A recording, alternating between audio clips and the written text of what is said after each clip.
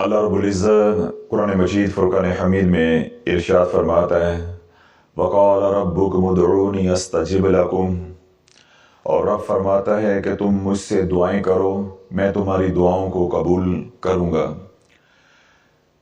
अल्लाह रब्बुल इज़्ज़त का ये ऐसा खूबसूरत वादा है अपने बंदे के साथ, जिससे बंदे और रब का यानी अब्द का और माबूद का ताल्लुक जो है वो ज़ाहिर होता है, और उस ताल्लुक के अंदर बेपनाह मोहब्बत जो है उसका एहसास होता है कि मैं जिस माबूद से मांग रहा हूँ वो देने पे कादिर है। फिर अल्लाह रब्बुल इज़्ज़त ने इसके अंदर कोई शर्त आयद नहीं की कि तुम मुझसे क्या मांगो और क्या ना मांगो, मैं क्या देने पे कादिर हूँ और मैं क्या देने पे कादिर नहीं हूँ, बल्कि अल्लाह रब्बुल इज़्ज़त ने बंदे के ऊपर छोड़ दिया है कि तू मांगता जा, मैं देता जाऊंगा, तू मांगता थक जाएगा, मैं देता कभी थकूंगा नहीं। इसलिए अल्लाह रब्बुल इज़्ज़त ने इरशाद फरमाया, वक़ाल रब्बुकुम उदऊनी अस्तजिब लकुम। और रब फरमाता है कि बंदे तू मांग अपने रब से दुआएं और तेरा रब दुआओं को कबूल करने वाला है। हज़रत मालिक बिन दिनार रहमतुल्लाह अलैह फरमाते हैं कि मैंने जब साबका किताबों का मुताला किया, यानी ज़बूर का, इंजील का, तौरात का, या जो साबका सहीफ़े थे, जब मैं उनका मुताला किया तो मेरे ऊपर ये हकीकत मुनकशफ हुई कि अल्लाह रब्बुल इज़्ज़त ने जो इनाम या जो करम उम्मत मोहम्मदी के ऊपर किया है, ये करम या ये इम्तियाज़ या ये शान तो जिब्रील अमीन अलैहिस्सलाम को भी हासिल नहीं है और मीकाईल को भी हासिल नहीं है। यानी आप इन दो मुकर्रब फरिश्तों का नाम लेते हैं, जिब्रील अमीन अलैहिस्सलाम और सैयदना मीकाईल अलैहिस्सलाम, कि अल्लाह रब्बुल इज़्ज़त ने जो करम मेरे आप के ऊपर किया है या उम्मत मोहम्मदी के ऊपर किया है, वो करम या वो शान या वो जो इम्तियाज़ है अल्लाह रब्बुल इज़्ज़त ने इन दो मुकर्रब फरिश्तों को भी अता नहीं किया। और वो करम क्या है? आप फरमाते हैं कि दो करम हैं। पहला करम क्या है कि अल्लाह फरमाता है, फ़ज़्कुरूनी अज़्कुरकुम, ए बंदे तू मेरा जिक्र कर, मैं तेरा जिक्र करूंगा। ये वादा जिब्रील के साथ नहीं है, ये वादा मीकाईल के साथ नहीं है। तो जब मीकाईल के साथ नहीं है तो ये वादा इसराफील के साथ नहीं है, ये वादा इज़राइल के साथ नहीं है। तो जब ये वादा इन चार मुकर्रब फरिश्तों के साथ नहीं है, तो जो अदना दर्जे के फरिश्ते हैं, क्या उनके साथ ये वादा होगा?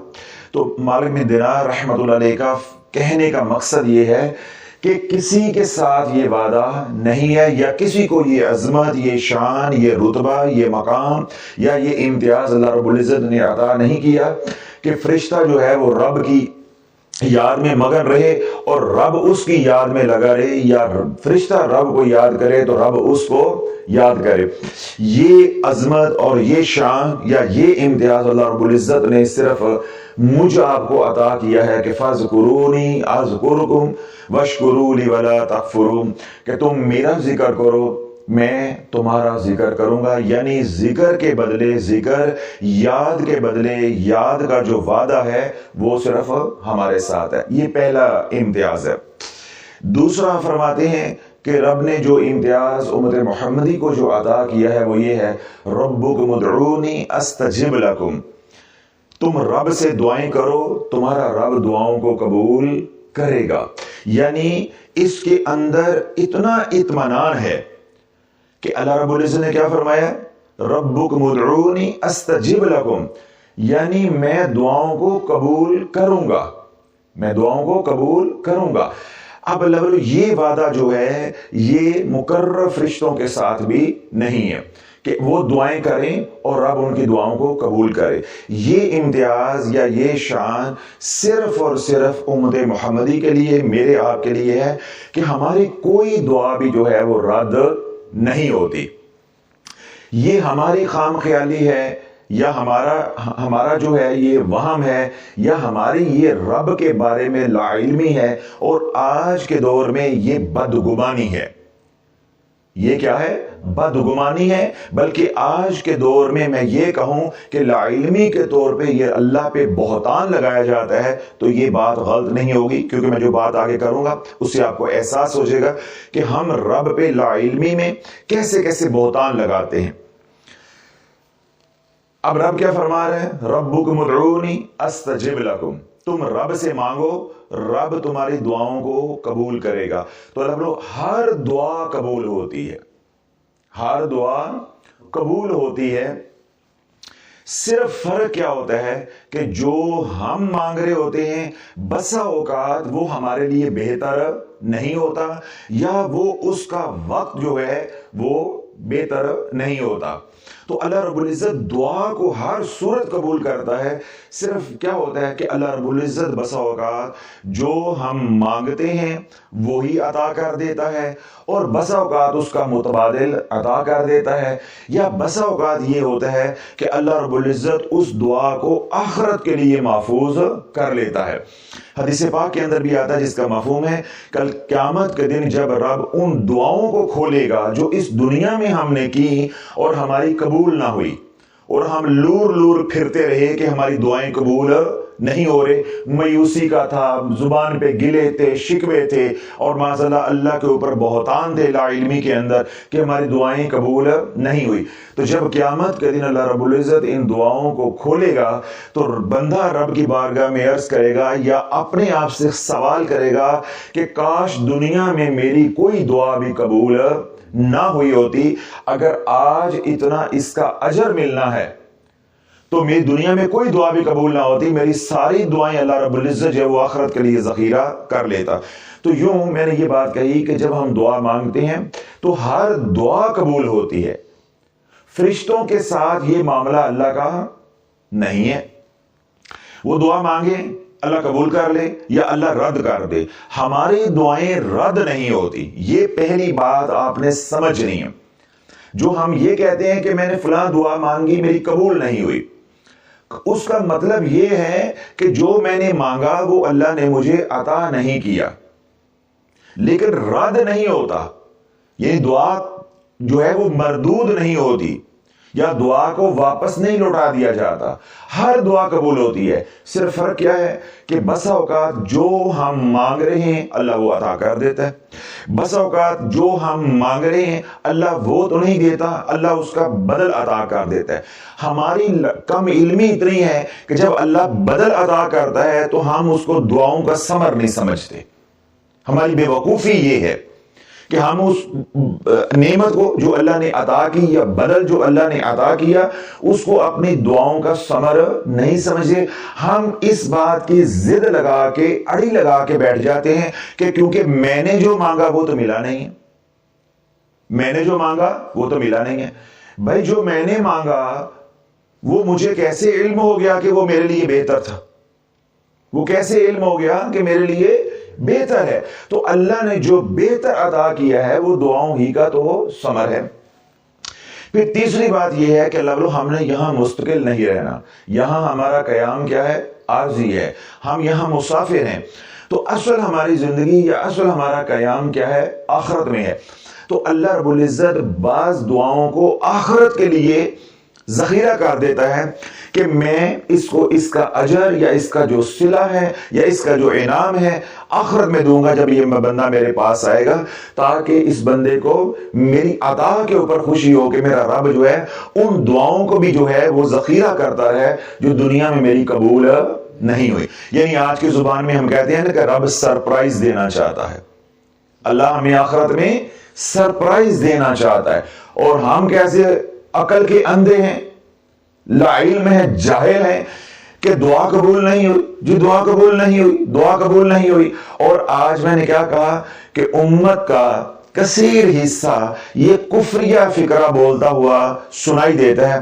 ہم نے تو جی بہت دعائیں کی، ہماری دعائیں تو قبول ہی نہیں ہوتی، اللہ سنتا ہی نہیں ہے، معاذ اللہ، اللہ سنتا ہی نہیں ہے۔ رب کیا فرماتا ہے؟ ان ربی لسمیع الدعا، ان ربی لسمیع الدعا، بے شک تمہارا رب دعاؤں کو سننے والا ہے۔ پھر اللہ رب العزت کیا فرماتا ہے؟ ان ربی قریب مجیب، بے شک تیرا رب بہت ہی قریب ہے، مجیب دعاؤں کو قبول کرنے والا ہے۔ ان ربی قریب مجیب، بے شک تیرا رب بہت ہی قریب ہے اور دعاؤں کو قبول کرنے والا ہے۔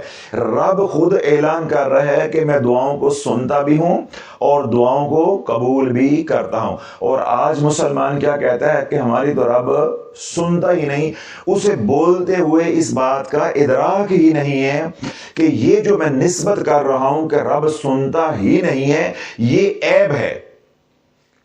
یہ کیا ہے؟ یہ عیب ہے۔ اللہ نہ کرے ہم میں سے کوئی سنتا نہیں ہے یا ہماری اولاد میں کوئی بہرا ہے وہ سنتا نہیں، تو کیا یہ عیب نہیں ہے؟ تو عیب کی نسبت کدھر کی جا رہی ہے؟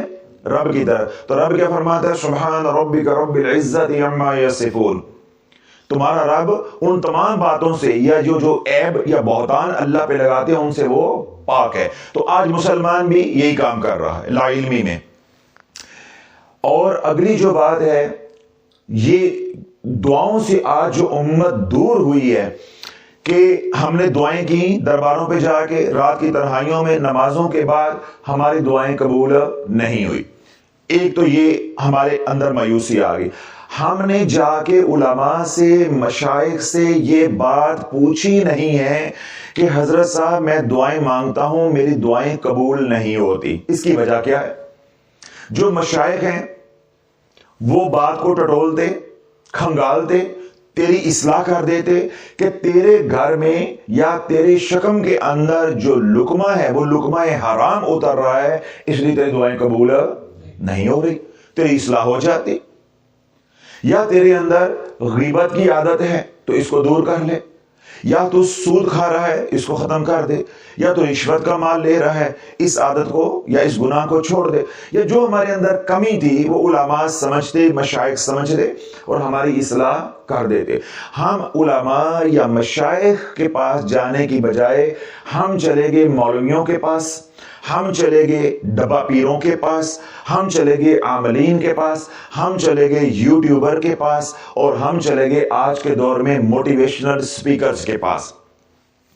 اس کا نتیجہ کیا نکلا کہ جہاں ہماری کمی تھی وہ تو اندھے ہیں، نہ ان کی کوئی ظاہر کی نظر ہے تو باطن کی نظر کا انہیں علم ہی نہیں ہے، تو نہ انہیں کوئی ظاہریت کا علم ہے اور نہ انہیں کوئی باطنی علم ہے۔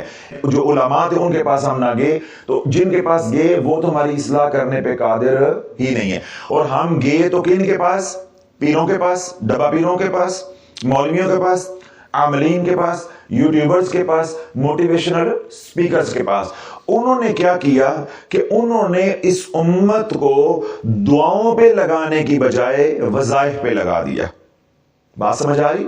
دعاؤں پہ لگانے کی بجائے وظائف پہ لگا دیا۔ اگر ہم جاتے مشائخ کے پاس، اگر ہم جاتے علماء ربانی کے پاس، تو وہ یہ قدرت رکھتے تھے کہ وہ ہمارے اندر جھانکتے، ہمارے معاملات کو پرکھتے اور جہاں خطا تھی ہماری رہنمائی کرتے، تو ہم دعاؤں پہ لگے رہتے۔ تو ہم ان کے پاس تو گئے نا، ان کے پاس تو گئے نا، ہم کدھر گئے؟ موٹیویشنل سپیکرز کے پاس، یوٹیوبرز کے پاس، ڈبا پیروں کے پاس، شعبدہ بازوں کے پاس، عاملین کے پاس۔ انہوں نے کیا کیا کہ امت کو جو ہے وہ وظائف پہ لگا دیا۔ تو آج اللہ والو وظائف کرنے والوں کا اتنا یقین وظائف پہ بن چکا ہوا ہے کہ مت پوچھو، مت پوچھو۔ دعا کی بات کریں تو برملا کہتے ہیں کہ جی بڑیاں منگیاں نے دعاواں، فلاں دربار پہ بھی گئے ہیں، فلاں مزار پہ بھی گئے ہیں، فلاں درگاہ پہ بھی گئے ہیں، فلاں پیر کے پاس بھی گئے ہیں، راتوں کو بھی اٹھ کے مانگا جی ساڑی تو کوئی سنی نہیں گئی، سیدھا جواب دیتے ساڑی تو کوئی سنی نہیں گئی۔ اور عقل سے بالکل جسے کہتے ہیں نا فارغ لوگوں کو یہ سمجھ نہیں آتی کہ کبھی تنہائی میں بیٹھ کے سوچو، تم کہتے ہو کہ ہماری رب سنتا نہیں ہے، یا یوں کہہ لو کہ ہماری تو رب نے قبول نہیں کی، یا ہماری تو رب نے کاٹی نہیں ہے، کوئی بھی آپ فکر مناسب سمجھ لو۔ اس کے پیچھے جو بات کہنے کا مقصد ہے وہ یہی ہے نا کہ میری مشکل کٹی نہیں ہے۔ تو اگر آپ کہتے ہو کہ میری دعائیں قبول نہیں ہوتی، یا ہماری دعائیں رب معاذ اللہ سنتا نہیں ہے، یا ہماری مشکلیں کٹتی نہیں ہیں، تو کیا جو رب دعاؤں کو سن نہیں رہا وہ وظائف کو سن لے گا؟ اور جو رب دعاؤں کو قبول نہیں کر رہا وہ تیرے وظائف کو قبول کر لے گا، اور جن دعاؤں نے تیری مشکل جو ہے وہ آسان نہیں کی تو وظائف آسان کر دیں گے۔ بس اللہ والو، یہ ہے وہ ٹھوکر، یہ ہے وہ مقام جہاں آ کے امت کو گمراہ کیا گیا اور امت گمراہ ہو گئی، اور یہی ہماری نوکری کی جگہ ہے، یہی ہماری محنت کا میدان ہے کہ ہم نے امت کو یہ سمجھانا ہے۔ آپ حضرات جو سنتے ہیں یہاں پہ اور جو سوشل میڈیا پہ بھی سنتے ہیں، امت کو یہ نقطہ سمجھانا ہے کہ جو رب دعائیں ہی نہیں قبول کرتا تو وظیفے قبول کر لے گا، جو رب معذلہ سنتا ہی نہیں ہے دعائیں تو وہ وظیفے سن لے گا۔ دعائیں مانگ کے ہماری مشکلیں آسان نہیں ہوئی تو وظیفے پڑھ کے ہماری مشکلیں کیسے آسان ہو جائیں گی؟ تو جب ہم یہ مضمون ان کے سامنے کھولیں گے اور ان کو اپنی غلطی کا احساس ہوگا، جب ساری بات وہ سمجھائی جائے گی تو کیا ہوگا؟ ہم امت کو وظائف سے دعا کی طرف لانے میں کامیاب ہو جائیں گے۔ اللہ والا، دعا رات کو مانگو، دن کو مانگو، ہاتھ اٹھا کے مانگو، یہاں ہاتھ رکھ کے مانگو، ایسے مانگو، ہاتھ اٹھائے بغیر مانگو، دل میں مانگو، زبان سے مانگو، چلتے پھرتے مانگو، پاکی ناپاکی میں مانگو، وضو کے ساتھ مانگو، قبلہ رخ ہو کے مانگو یا رب کی طرف، عرش کی طرف نسبت کر کے، رخ کر کے، منہ کر کے آسمان کی طرف مانگو، جس حال میں بھی مانگو۔ انہو علیم بذات الصدور، جو تیرے دل میں چل رہا ہوگا اللہ وہ بھی بھید جاننے والا ہے۔ ایسا خوبصورت عمل چھوڑ کے ہم کدھر لگ پڑے؟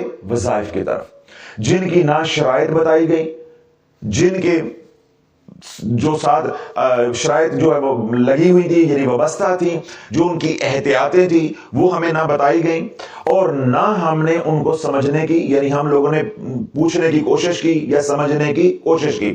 تو اس کا نتیجہ اللہ والو کیا نکلا کہ آج امت کا کثیر حصہ جو اللہ اللہ کرنے والا ہے یا مذہبی طبقہ ہے یا دینی طبقہ ہے وہ رجعت کا شکار ہو گیا۔ اب شافی نے 2023 میں جب آنکھیں کھولی ہیں، اب نہ مولویوں کو چھپنے کی جگہ مل رہی ہے، نہ عاملین کو چھپنے کی جگہ مل رہی ہے، نہ یوٹیوبرز کو چھپنے کی جگہ مل رہی ہے، اور گھر میں جو لیلند دوپٹے لے کے پیرنیاں بنی پھر دیاں سن وہ کہندیاں شافی ہوں سانو گھروں کڑا کے چھڑے گا۔ اب ان کو بھی پتہ چل گیا کہ ہم غلط رستے پہ ہیں، اور اس کی میں آپ کو دلیل دیتا ہوں۔ ابھی ہم عارف والا گئے، وہاں پہ جتنی خواتین کو ہم نے دیکھا مریضوں کو، صرف ایک خاتون تھی جو نفسیاتی مریضہ تھی۔ وہ اب نفسیاتی مریضہ ہے، وہ بنی کیا ہے؟ جناتی مریضہ، یعنی جادو سمجھ رہی ہے میرے اوپر ہے۔ ہم ان کی صحیح رہنمائی کر رہے ہیں کہ یہ ہمارا مسئلہ نہیں ہے، یہ ہمارے والا کیس نہیں ہے، یہ بدنی مسئلہ ہے، یہ آپ نفسیات کے ڈاکٹر کے پاس، سائیکیٹرسٹ کے پاس آپ لے کر جائیں، اس کا نفسیاتی علاج کروائیں، یہ ہمارے والا مسئلہ نہیں۔ کیوں؟ نفسیاتی مسائل اور جناتی شیطانی یا روحانی مسائل، ان کی علامات آپس میں ملتی ہوتی ہیں۔ تو میں انہیں یہی بات سمجھا رہا تھا، اگر آپ کسی کے پاس بھی جاتے تو اس نے یہی کہنا تھا کہ یہ حاضری ہوئی ہے اس لیے باتیں کر رہی ہے۔ جب اس کو کیا تھا؟ ہائپر ریفلیکسیا ہوا تھا۔ اب کیا ہے اس کو، جب میں نے پوری بات پھر ان کو ڈانٹ ڈپٹ کی تو انہوں نے کیا کہا کہ جی ہم تو ویلیم کے انجیکشن لگوا کے بھی تھک گئے ہیں، یہ سوتی نہیں ہے۔ تو اب اس کا دماغ یعنی اس کے جو ریفلیکسز ہیں جب تک وہ نارملائز نہیں ہوں گے، اپنی جگہ پہ نہیں آئیں گے، تو جو اس کے لاشعور میں ہے وہ وہی بولتی جائے گی جو اس نے سنا۔ اس نے کیونکہ میرے بیانات سنے ہوئے تھے، ذکر اذکار سنا ہوا تھا، وہ میرے ہی بیانات جو ہے وہ کیے جا رہی ہے، جو اس کے میموری کے اندر فیڈڈ تھا، یعنی اس کے اندر تھا وہ بولتے جا رہی ہے۔ اب یہ صرف واحد مریض تھا جو نفسیاتی تھا اور وہ یہ کہہ رہے تھے کہ یہ جادو کا ہے، باقی ساری کی ساری خواتین کیا تھی؟ رجعت کی ماری۔ لیکن مجھے خوشی اس بات کی ہوئی کہ اب الحمدللہ لوگ بیانات سن کے اس مقام پہ پہنچ گئے ہیں کہ انہیں یہ بات سمجھ آ گئی ہے کہ شافی کے سامنے دو نمبری نہیں چلیں، جیسے وہ سیدھا سیدھا بولتا نا، کسی کا لحاظ نہیں رکھتا، تو ایسے ہی اگر ہم وہاں گئے اور ہم نے جا کے فنکاری کی تو پھر نقد بیزتی ہونی ہے، جسے کہتے ہیں لائیو بیزتی ہونی ہے۔ تو اس لیے الحمدللہ پہلے لوگ ہمارے پاس آتے تھے تو آ کے جھوٹ بولتے تھے، تو ہمارا وقت بھی ضائع کرتے تھے، ماحول بھی خراب ہوتا تھا۔ اب الحمدللہ یہ یہاں تک اللہ نے ہمیں پہنچا دیا ہے کہ اب انہیں پتا کہ یہاں جھوٹ نہیں چلنا۔ تو الحمدللہ جتنی بھی خواتین وہاں عارف اللہ میں آئی، انہوں نے سیدھا آگے کہا حضرت صاحب ہم نے تمام وظائف کر لی ہیں، सब कुछ हम करके आए हैं, नीला पीला चिट्टा काला दबाने वाला तवीज धागा हजरत साहब हमने सब किया है, जहां जो किसी ने बताया हम करके आए, बात खत्म होगी। आगे हमने कहा भाई ये करो, जो उनके ऊपर असरात थे वो कोशिश की अल्लाह के अख्तियार और तसर्रुफ से उनको खत्म कर दें, अल्लाह उनको सेहत दे दे, बाकी उनकी रहनुमाई कर दी। अब अल्लाह जब ये वज़ाइफ की दुनिया में उम्मत फंसी, उसका नतीजा क्या निकला? जो खातून पास बैठी हुई थी वो 25-30 मिनट मेरे पास बैठी रही है, उतनी देर में मैंने 8-10-15 लोगों को देखा है, वो उसका सिवाय रोने के कोई काम नहीं था। 25 साल जिंदगी के बर्बाद किए, 2 घर उजड़े हैं, पहले तलाक हुई, उसके बाद शादी की, वो भी उसी तरह तलाक के दहाने पे पहुंची हुई है, दुबई काम करने के लिए खाली वापस आ गई, यानी हर तरह से उजाड़ा ही उजाड़ा। और था क्या? वज़ाइफ पढ़ पढ़ के।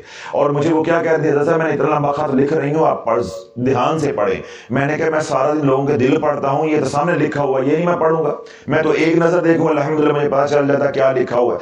फिर मैंने बताया इसके अंदर ये 4 बातें लिखी हुई हैं, कहती हाँ जी लिखी हुई हैं। मैंने लिखी, आपने 4 बातें सफ़े आपने 4 बना दी हैं, बातें इसमें 4 थी, वो 4 फिक्रों में भी आ सकती थी या 4 लफ्जों में भी आ सकती थी। तो अब पूरे का पूरा आरफल के अंदर मजमा सारे का सारा रजत का शिकार, और जो मर्द देखे हैं उनमें 2 बदनी बीमार, बाकी सारे के सारे माली तंगदस्ती का सवाल लेकर आए हो। एक भी मरीज जादू का नहीं है, एक मरीज भी जादू का नहीं है। यही शाफी ने जब पहला बयान किया तो यही बात समझाई थी कि अल्लाह जब सरकार ने करम फरमाया, सरकार ने ये ड्यूटी लगाई, उस वक्त यही मसला चल रहा था कि उलमा में बैठते हैं तो जादू हो गया, मशाइख में बैठते हैं तो जादू हो गया, दुनियादारों में बैठते हैं तो जादू हो गया, जिस बंदे के पास बैठो जादू हो गया। भाई जादू इतनी अर्जा हो गया, इतना ही आसान हो गया जादू करना, जादू सीखना, फिर जादू के वार करना और बार बार काट करना, फिर वार करना, ये इतना ही आसान काम हो गया है। और या माज़अल्लाह रब जो है वो बेपरवाह हो गया है, उसने बंदों को छोड़ दिया, उनकी हिफाजत का निज़ाम अल्लाह रब्बुल इज़्ज़त ने माज़अल्लाह ख़त्म कर दिया है। तो यही ठोकर है जो अल्लाह वालों उम्मत को लगी, और इन रूहानी पेशवाओं ने इस उम्मत का बेड़ा गर्क करके रख दिया। मेहनत अब वज़ाइफ के ऊपर की है, अब जो है वो उम्मत जो है इस बात को मानने के लिए तैयार नहीं है, इल्ला कलील जो उजड़ चुके हैं और जिनके उजड़ने का वक्त मुकम्मल हो गया, आजमाइश का वक्त मुकम्मल हो गया, मुसीबतों का वक्त मुकम्मल हो गया, उनके दिल में अल्लाह बात उतार है। बकिया सारा तबका उसी हट दर्मी के ऊपर कायम है कि हमारे काम दुआओं से नहीं बनेंगे, हमारे काम वज़ाइफ से बनेंगे, हमारे काम वज़ाइफ से बनेंगे। और उनके काम नहीं बन रहे, उनका अपना काम होता जा रहा है। इंशाअल्लाह 2024 आज पहला दिन है, शुरू हो गया है। अल्लाह रब्बुल इज़्ज़त जो है उनके भी दिमाग खोल देगा कि 2023 में तो हमने शाफी को माना नहीं है, 10 महीने वो बोलता रहे माना नहीं है, तो 10 महीने में हमने कौन सा किला फतह कर लिया है वज़ाइफ पढ़ के, और 2 महीने कर ले, आना इसी दर पे है। लेकिन मैं ये क्या कहता हूं, मैं दुआ करता हूं तुम्हें मेरे दर पे ना आना पड़े। क्यों? शाफी के दर पे आने के लिए 2 काम होंगे, तुझे उजड़ना पड़ेगा और तेरे अंदर से ईमान निकलेगा। जब तू यहां आएगा इस हालत में होगा कि तेरे पास किराया नहीं होगा और उसके बाद ईमान नहीं होगा, फिर तू समझते हैं कि शाफी के पास आना बहुत आसान है। उनको पूछो जो आते हैं।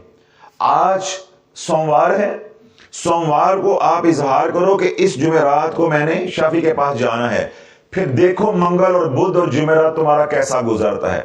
हर वो मुसीबत जिसका तुम सोच भी नहीं सकते वो भी तेरे ऊपर आएगी है, हर बला जिसका तू सोच भी नहीं सकता वो भी तेरा रास्ता रोकेगी कि उधर नहीं जाना। क्यों? शैतान चाहेगा कि इनको रास्ता सीधा मिल जाए। अब तो शैतान चाहेगा पढ़े वजीफे, लगे इसी काम पे लगे, मुर्तद हो गए ये मरे, तो हर कोशिश शैतान करेगा। घर में बच्चे बीमार होंगे, घर में लड़ाई झगड़े होंगे, घर में माली तंगदस्ती होगी, कोई गिर पड़ेगा, कोई और परेशानी आ जाएगी, यानी हर बार शैतान इस्तेमाल करेगा कि यहां आने वाला ना पहुंच सके। तो इस सारी कहानी का जिम्मेदार कौन है? यूट्यूबर्स, डब्बा पीर, और उसके बाद क्या है? अवामुन्नास। अगर आमलीन जिम्मेदार हैं तो अवाम भी उतनी ही जिम्मेदार है। आज अल्लाह वालों जिस तरह उम्मत के ऊपर मेहनत करके वज़ाइफ पे ईमान बल्कि यकीन कामिल बना दिया गया है, उसी तरह ये पीर हजरात عاملین، یہ یوٹیوبر، یہ وظیفے بیچنے والے اس پرلے درجے کے یہ بے شرم ہو چکے ہیں، اگر عمرے پہ جا رہے ہیں تو رستے میں وظیفے آ رہے ہیں۔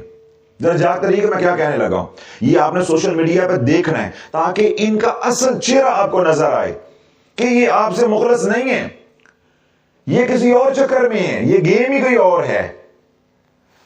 عمرے پہ جا رہے ہیں، کیا کر رہے ہیں، رستے میں وظیفہ آ گیا ہے، ان کے اوپر فرشتے آتے ہیں نا، رستے میں وظیفہ آ گیا ہے، وہیں پہ ایئرپورٹ پہ ریکارڈنگ ہو رہی ہے اور وظیفہ جو ہے وہ اپلوڈ ہو رہا ہے کہ امت، میں کہیں عمرے پہ جا رہا ہوں، امت کہیں پیچھے سے پریشان نہ ہو جائے، باجھ نہ ہو جائے، امت کا میرے بغیر یا میرے وظیفے کے بغیر گزارا نہیں ہے۔ پھر کیا ہو گیا، مدینہ پہنچے ہیں تو سرکار کے سامنے وظیفے ریکارڈ ہو رہے ہیں، ہوٹلوں میں بیٹھ کے وظیفے ریکارڈ ہو رہے ہیں، مسجد نبوی میں بیٹھ کے وظیفے ریکارڈ ہو رہے ہیں اور امت کو پہنچائے جا رہے ہیں، زیارتیں کرنے کے لیے جا رہے ہیں تو وہاں وظیفوں کا نزول ہو رہا ہے اور امت کو پہنچائے جا رہے ہیں، اور اللہ کے نبی علیہ الصلوۃ والسلام کو یہ پیغام دیا جا رہا ہے کہ یا رسول اللہ، آپ کی امت کا آپ کے بغیر تو گزارا ہے، میرے بغیر گزارا نہیں ہے۔ دیکھیں، انہوں نے آپ کی سنتوں کو چھوڑ دیا ہے، میرے وظیفوں کو پکڑ لیا ہے۔ اللہ کے نبی کو یہ بات بتائی جا رہی ہے اور پیر مریدوں کے پیسے کے اوپر سینہ تان کے عمرہ کر رہا ہے۔ شرم سے مر جاؤ، ان کو پیسے بھیجنے والوں، تمہارے اوپر بھی لعنتیں ہیں، تمہارے اوپر بھی سارا دن اللہ کی لعنت برستی ہے کہ جنہوں نے حضور کی امت کو حضور سے دور کر دیا ہے۔ کیا اللہ کے نبی علیہ الصلوۃ والسلام کے اوپر دین جو ہے وہ مکمل نہیں آیا تھا؟ ان وظائف کی کمی رہ گئی تھی کہ مدینے میں جا کے بھی مدینے کی بات نہیں ہو رہی تو پاکستان میں رہ کے مدینے کی بات کیسے ہو جائے گی؟ اور جب مدینے کی بات ہی نہیں ہوگی تو ہمارا سینہ مدینہ کیسے بن جائے گا؟ اور جو نئی پود ہے، نئی نسل ہے، وہ حضور کی عاشق کیسے بن جائے گی، حضور کی غلام کیسے بن جائے گی؟ کہ گھر سے چلے ہیں تو فوٹوگرافر ساتھ ہے، ویڈیو ریکارڈ ہو رہی ہے، وظیفوں کا نزول ہو رہا ہے، پاکستان ایئرپورٹ پہ وظیفہ ہے، مدینہ کے ایئرپورٹ پہ وظیفہ ہے، مسجد نبوی میں قیام ہے، وہاں وظیفہ ہے، وہاں زیارتوں کے لیے جا رہے ہیں، وہاں وظیفہ ہے، پھر مکہ میں گئے، احرام باندھ لیا، پھر ایک دم وظیفہ آ گیا، پھر وظیفہ آ گیا، پھر وظیفہ دیا۔ وظیفے تو ایسے آ رہے ہیں جیسے مرغی کو انڈا آتا ہے، مرغیاں جیسے انڈے دے رہی ہیں، آج کے پیر اس طرح وظیفے دے رہے ہیں۔ وہ ہم چھوٹے بچے ہوتے تھے نا تو ان کے ساتھ سفر کرنا تو انہوں نے کیا کہنا، بابا گاڑی روکے، بابا گاڑی روکے، کیا ہو گیا، پوٹی آ گئی ہے، شی آ گیا ہے، بابا گاڑی روکے، پوٹی آ گئی ہے، شی آ گیا ہے۔ تو ہم نے کہا بیٹے وہ پمپ کے پاس جو روکتے ہیں، فلان جگہ روکتے ہیں، نہیں بابا جلدی روکے ہیں۔ تو میں کئی بار دیکھتا ہوں، مجھے اپنے بچوں کا بچپن یاد آ جاتا ہے کہ ہو بہو آج امت کے ساتھ پیر یہی کھلواڑ کر رہے ہیں، رستے میں سفر کر رہے ہیں، گاڑی روک کے وہاں ریکارڈنگ ہو رہی ہے، کیا جی وظیفہ آ گیا ہے۔ کہیں پہ سیر سپاٹے کے لیے گئے ہوئے ہیں تو کیا ہو رہا ہے، وظیفہ آ رہا ہے۔ اللہ والے وہ اتنا پیسہ تو عمرے پہ یا حج پہ یا سیر سپاٹے پہ خرچ نہیں کرتے جتنے وظیفے گھڑ کے وہ یوٹیوب سے کما لیتے ہیں۔ وہ کمائے جا رہے ہیں اور تم برباد ہوئے جا رہے ہو۔ کبھی تو سوچو، کبھی تو سوچو، تمہیں سمجھ ہی نہیں آ رہی وہ تمہارے ساتھ کیا کھلواڑ کر رہے ہیں، تمہارے ساتھ کیا وہ ہاتھ کر رہے ہیں۔ تم سمجھ رہے وہ ہمارے ساتھ مخلص ہے۔ مدینے میں جا کے میں کہہ رہا ہوں مدینے کی بات نہیں ہو رہی، کملی والے کی زندگی کی بات نہیں ہو رہی۔ حضور علیہ الصلوۃ والسلام نے کیسے صحابہ کی تربیت فرمائی، جو دکھی آئے ان کے ساتھ اللہ کے نبی علیہ الصلوۃ والسلام نے کیا رویہ اختیار کیا یا کیا تربیت ان کی وہ بات نہیں ہو رہی۔ بات کس کی ہو رہی ہے، یہ پڑھو گے تو ایسے ہو جائے گا، یہ پڑھو گے تو ایسے ہو جائے گا۔ 2023 کا آخری دن ہے، دن کا وظیفہ یہ ہے، 2023 کی آخری رات ہے، اس کا وظیفہ یہ ہے، 2024 جنوری 1 جنوری کا وظیفہ یہ ہے، یہ کر لو، سارا سال آپ سکون.com ہو۔ اللہ والو تمہیں ایسا وہ الو بناتے ہیں، تم الو بنے ہوئے، تمہیں کوئی بات سمجھ ہی نہیں آ رہی۔ حقیقت کیا ہے کہ قصور ان کا جو ہے سو ہے، قصور آپ کا ہے کہ آپ کے گناہوں کی وجہ سے اللہ اتنا ناراض ہو گیا ہوا ہے کہ اللہ نے تمہیں ان بچھوؤں کے آگے، ان سانپوں کے آگے، ان نیولوں کے آگے اللہ نے ڈال دیا ہے کہ ان کو ڈستے جاؤ، ان کو ڈنگ مارتے جاؤ، تاکہ ان کی دنیا بھی برباد ہو اور ان کی آخرت بھی برباد ہو۔ آج ایک ٹکے کا یوٹیوبر جس کو تم جانتے نہیں ہو اس سے دین لے رہے ہو، آج ایک ٹکے کا شعبدہ باز پیر ہے اس سے تم دین لے رہے ہو، ایک عامل ہے جس کو آپ جانتے نہیں ہو، اپنی ماں کا نام، اپنے بچوں کا نام اس کو پوچھ رہے ہو، اس سے آپ دین لے رہے ہو، اس سے مسائل پوچھ رہے ہو، اس سے اپنی مشکلوں کے حل پوچھ رہے ہو۔ جو علماء مشائخ ہیں وہ اپنے مساجد کے اندر، اپنے آستانوں میں، اپنی خانقاہوں میں ہاتھ پہ ہاتھ رکھ کے بیٹھے ہیں، کوئی تو طالب مولا آئے، کوئی تو طالب علم آئے۔ علماء طالب علم کے چکر میں ہیں، اور جو مشائخ ہیں وہ طالب مولا کے چکر میں ہیں۔ انہیں طالب علم نہیں مل رہا، انہیں طالب مولا نہیں مل رہا، اور ساری کی ساری ٹریفک کدھر ہے؟ شعبدہ بازوں کے پاس۔ کوئی کوٹ پہن کے لگا ہوا ہے، کوئی تسبیح لٹکا کے لگا ہوا ہے، کوئی عصا پکڑ کے لگا ہوا ہے، کوئی کتابیں بیچنے پہ لگا ہوا ہے، کوئی رسالے بیچنے پہ لگا ہوا ہے، اور شافی کلہ روکن دے لگا ہے۔ اب یہ سارا کا سارا نظام 2023 سے ایک طرف ہے، اور ہم اکیلے ایک طرف ہیں بند باندھنے کے لیے کہ اللہ والوں یہ رستہ کامیابی کا نہیں ہے۔ اس رستے میں اگر کوئی وظائف کی دنیا میں کامیاب بھی ہوا ہے تو وہ وقتی کامیابی ہے، وہ وقتی کامیابی ہے۔ جو حقیقی کامیابی ہے وہ دعا کا رستہ ہے، اللہ کے نبی علیہ السلام کا رستہ ہے۔ مولا علی یہ فرماتے ہیں کہ تو دعا کو کمزور نہ سمجھ، دعا کو نظر انداز نہ کر، دعا کو تو حقیر نہ سمجھ، دعا کے اندر اتنی طاقت ہے، یہ تیری تقدیر کو بدل دے گی، یہ تیری قسمت کو بدل دے گی۔ تو آج مسلمان دعا سے بھاگ گیا ہے اور وظائف پہ لگ گیا ہے، تو پھر وظائف کا نتیجہ کیا نکلا ہے کہ دھیرے دھیرے اللہ سے دور ہو گیا ہے۔ کہنے کو، بتانے کو، سمجھنے کو اللہ کا نام ہے۔ کیا ہے؟ اللہ کا نام ہے۔ میں اس کی آپ کو دلیل دیتا ہوں۔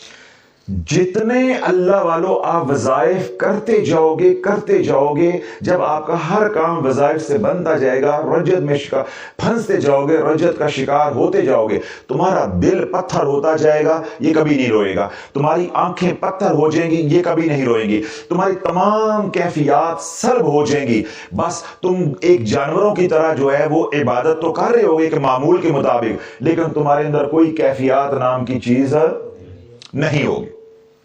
جوں وظائف کرو گے، جوں رجت کے اندر پھنسو گے، اللہ رونے والی آنکھ بھی واپس لے لے گا، یہ رونے والا، تڑپنے والا، بے قرار ہونے والا دل بھی اللہ واپس لے لے گا۔ جب آنکھ بھی چلے گی، دل بھی چلا گیا، تو پھر ٹکریں پیچھے رہ جانی ہے۔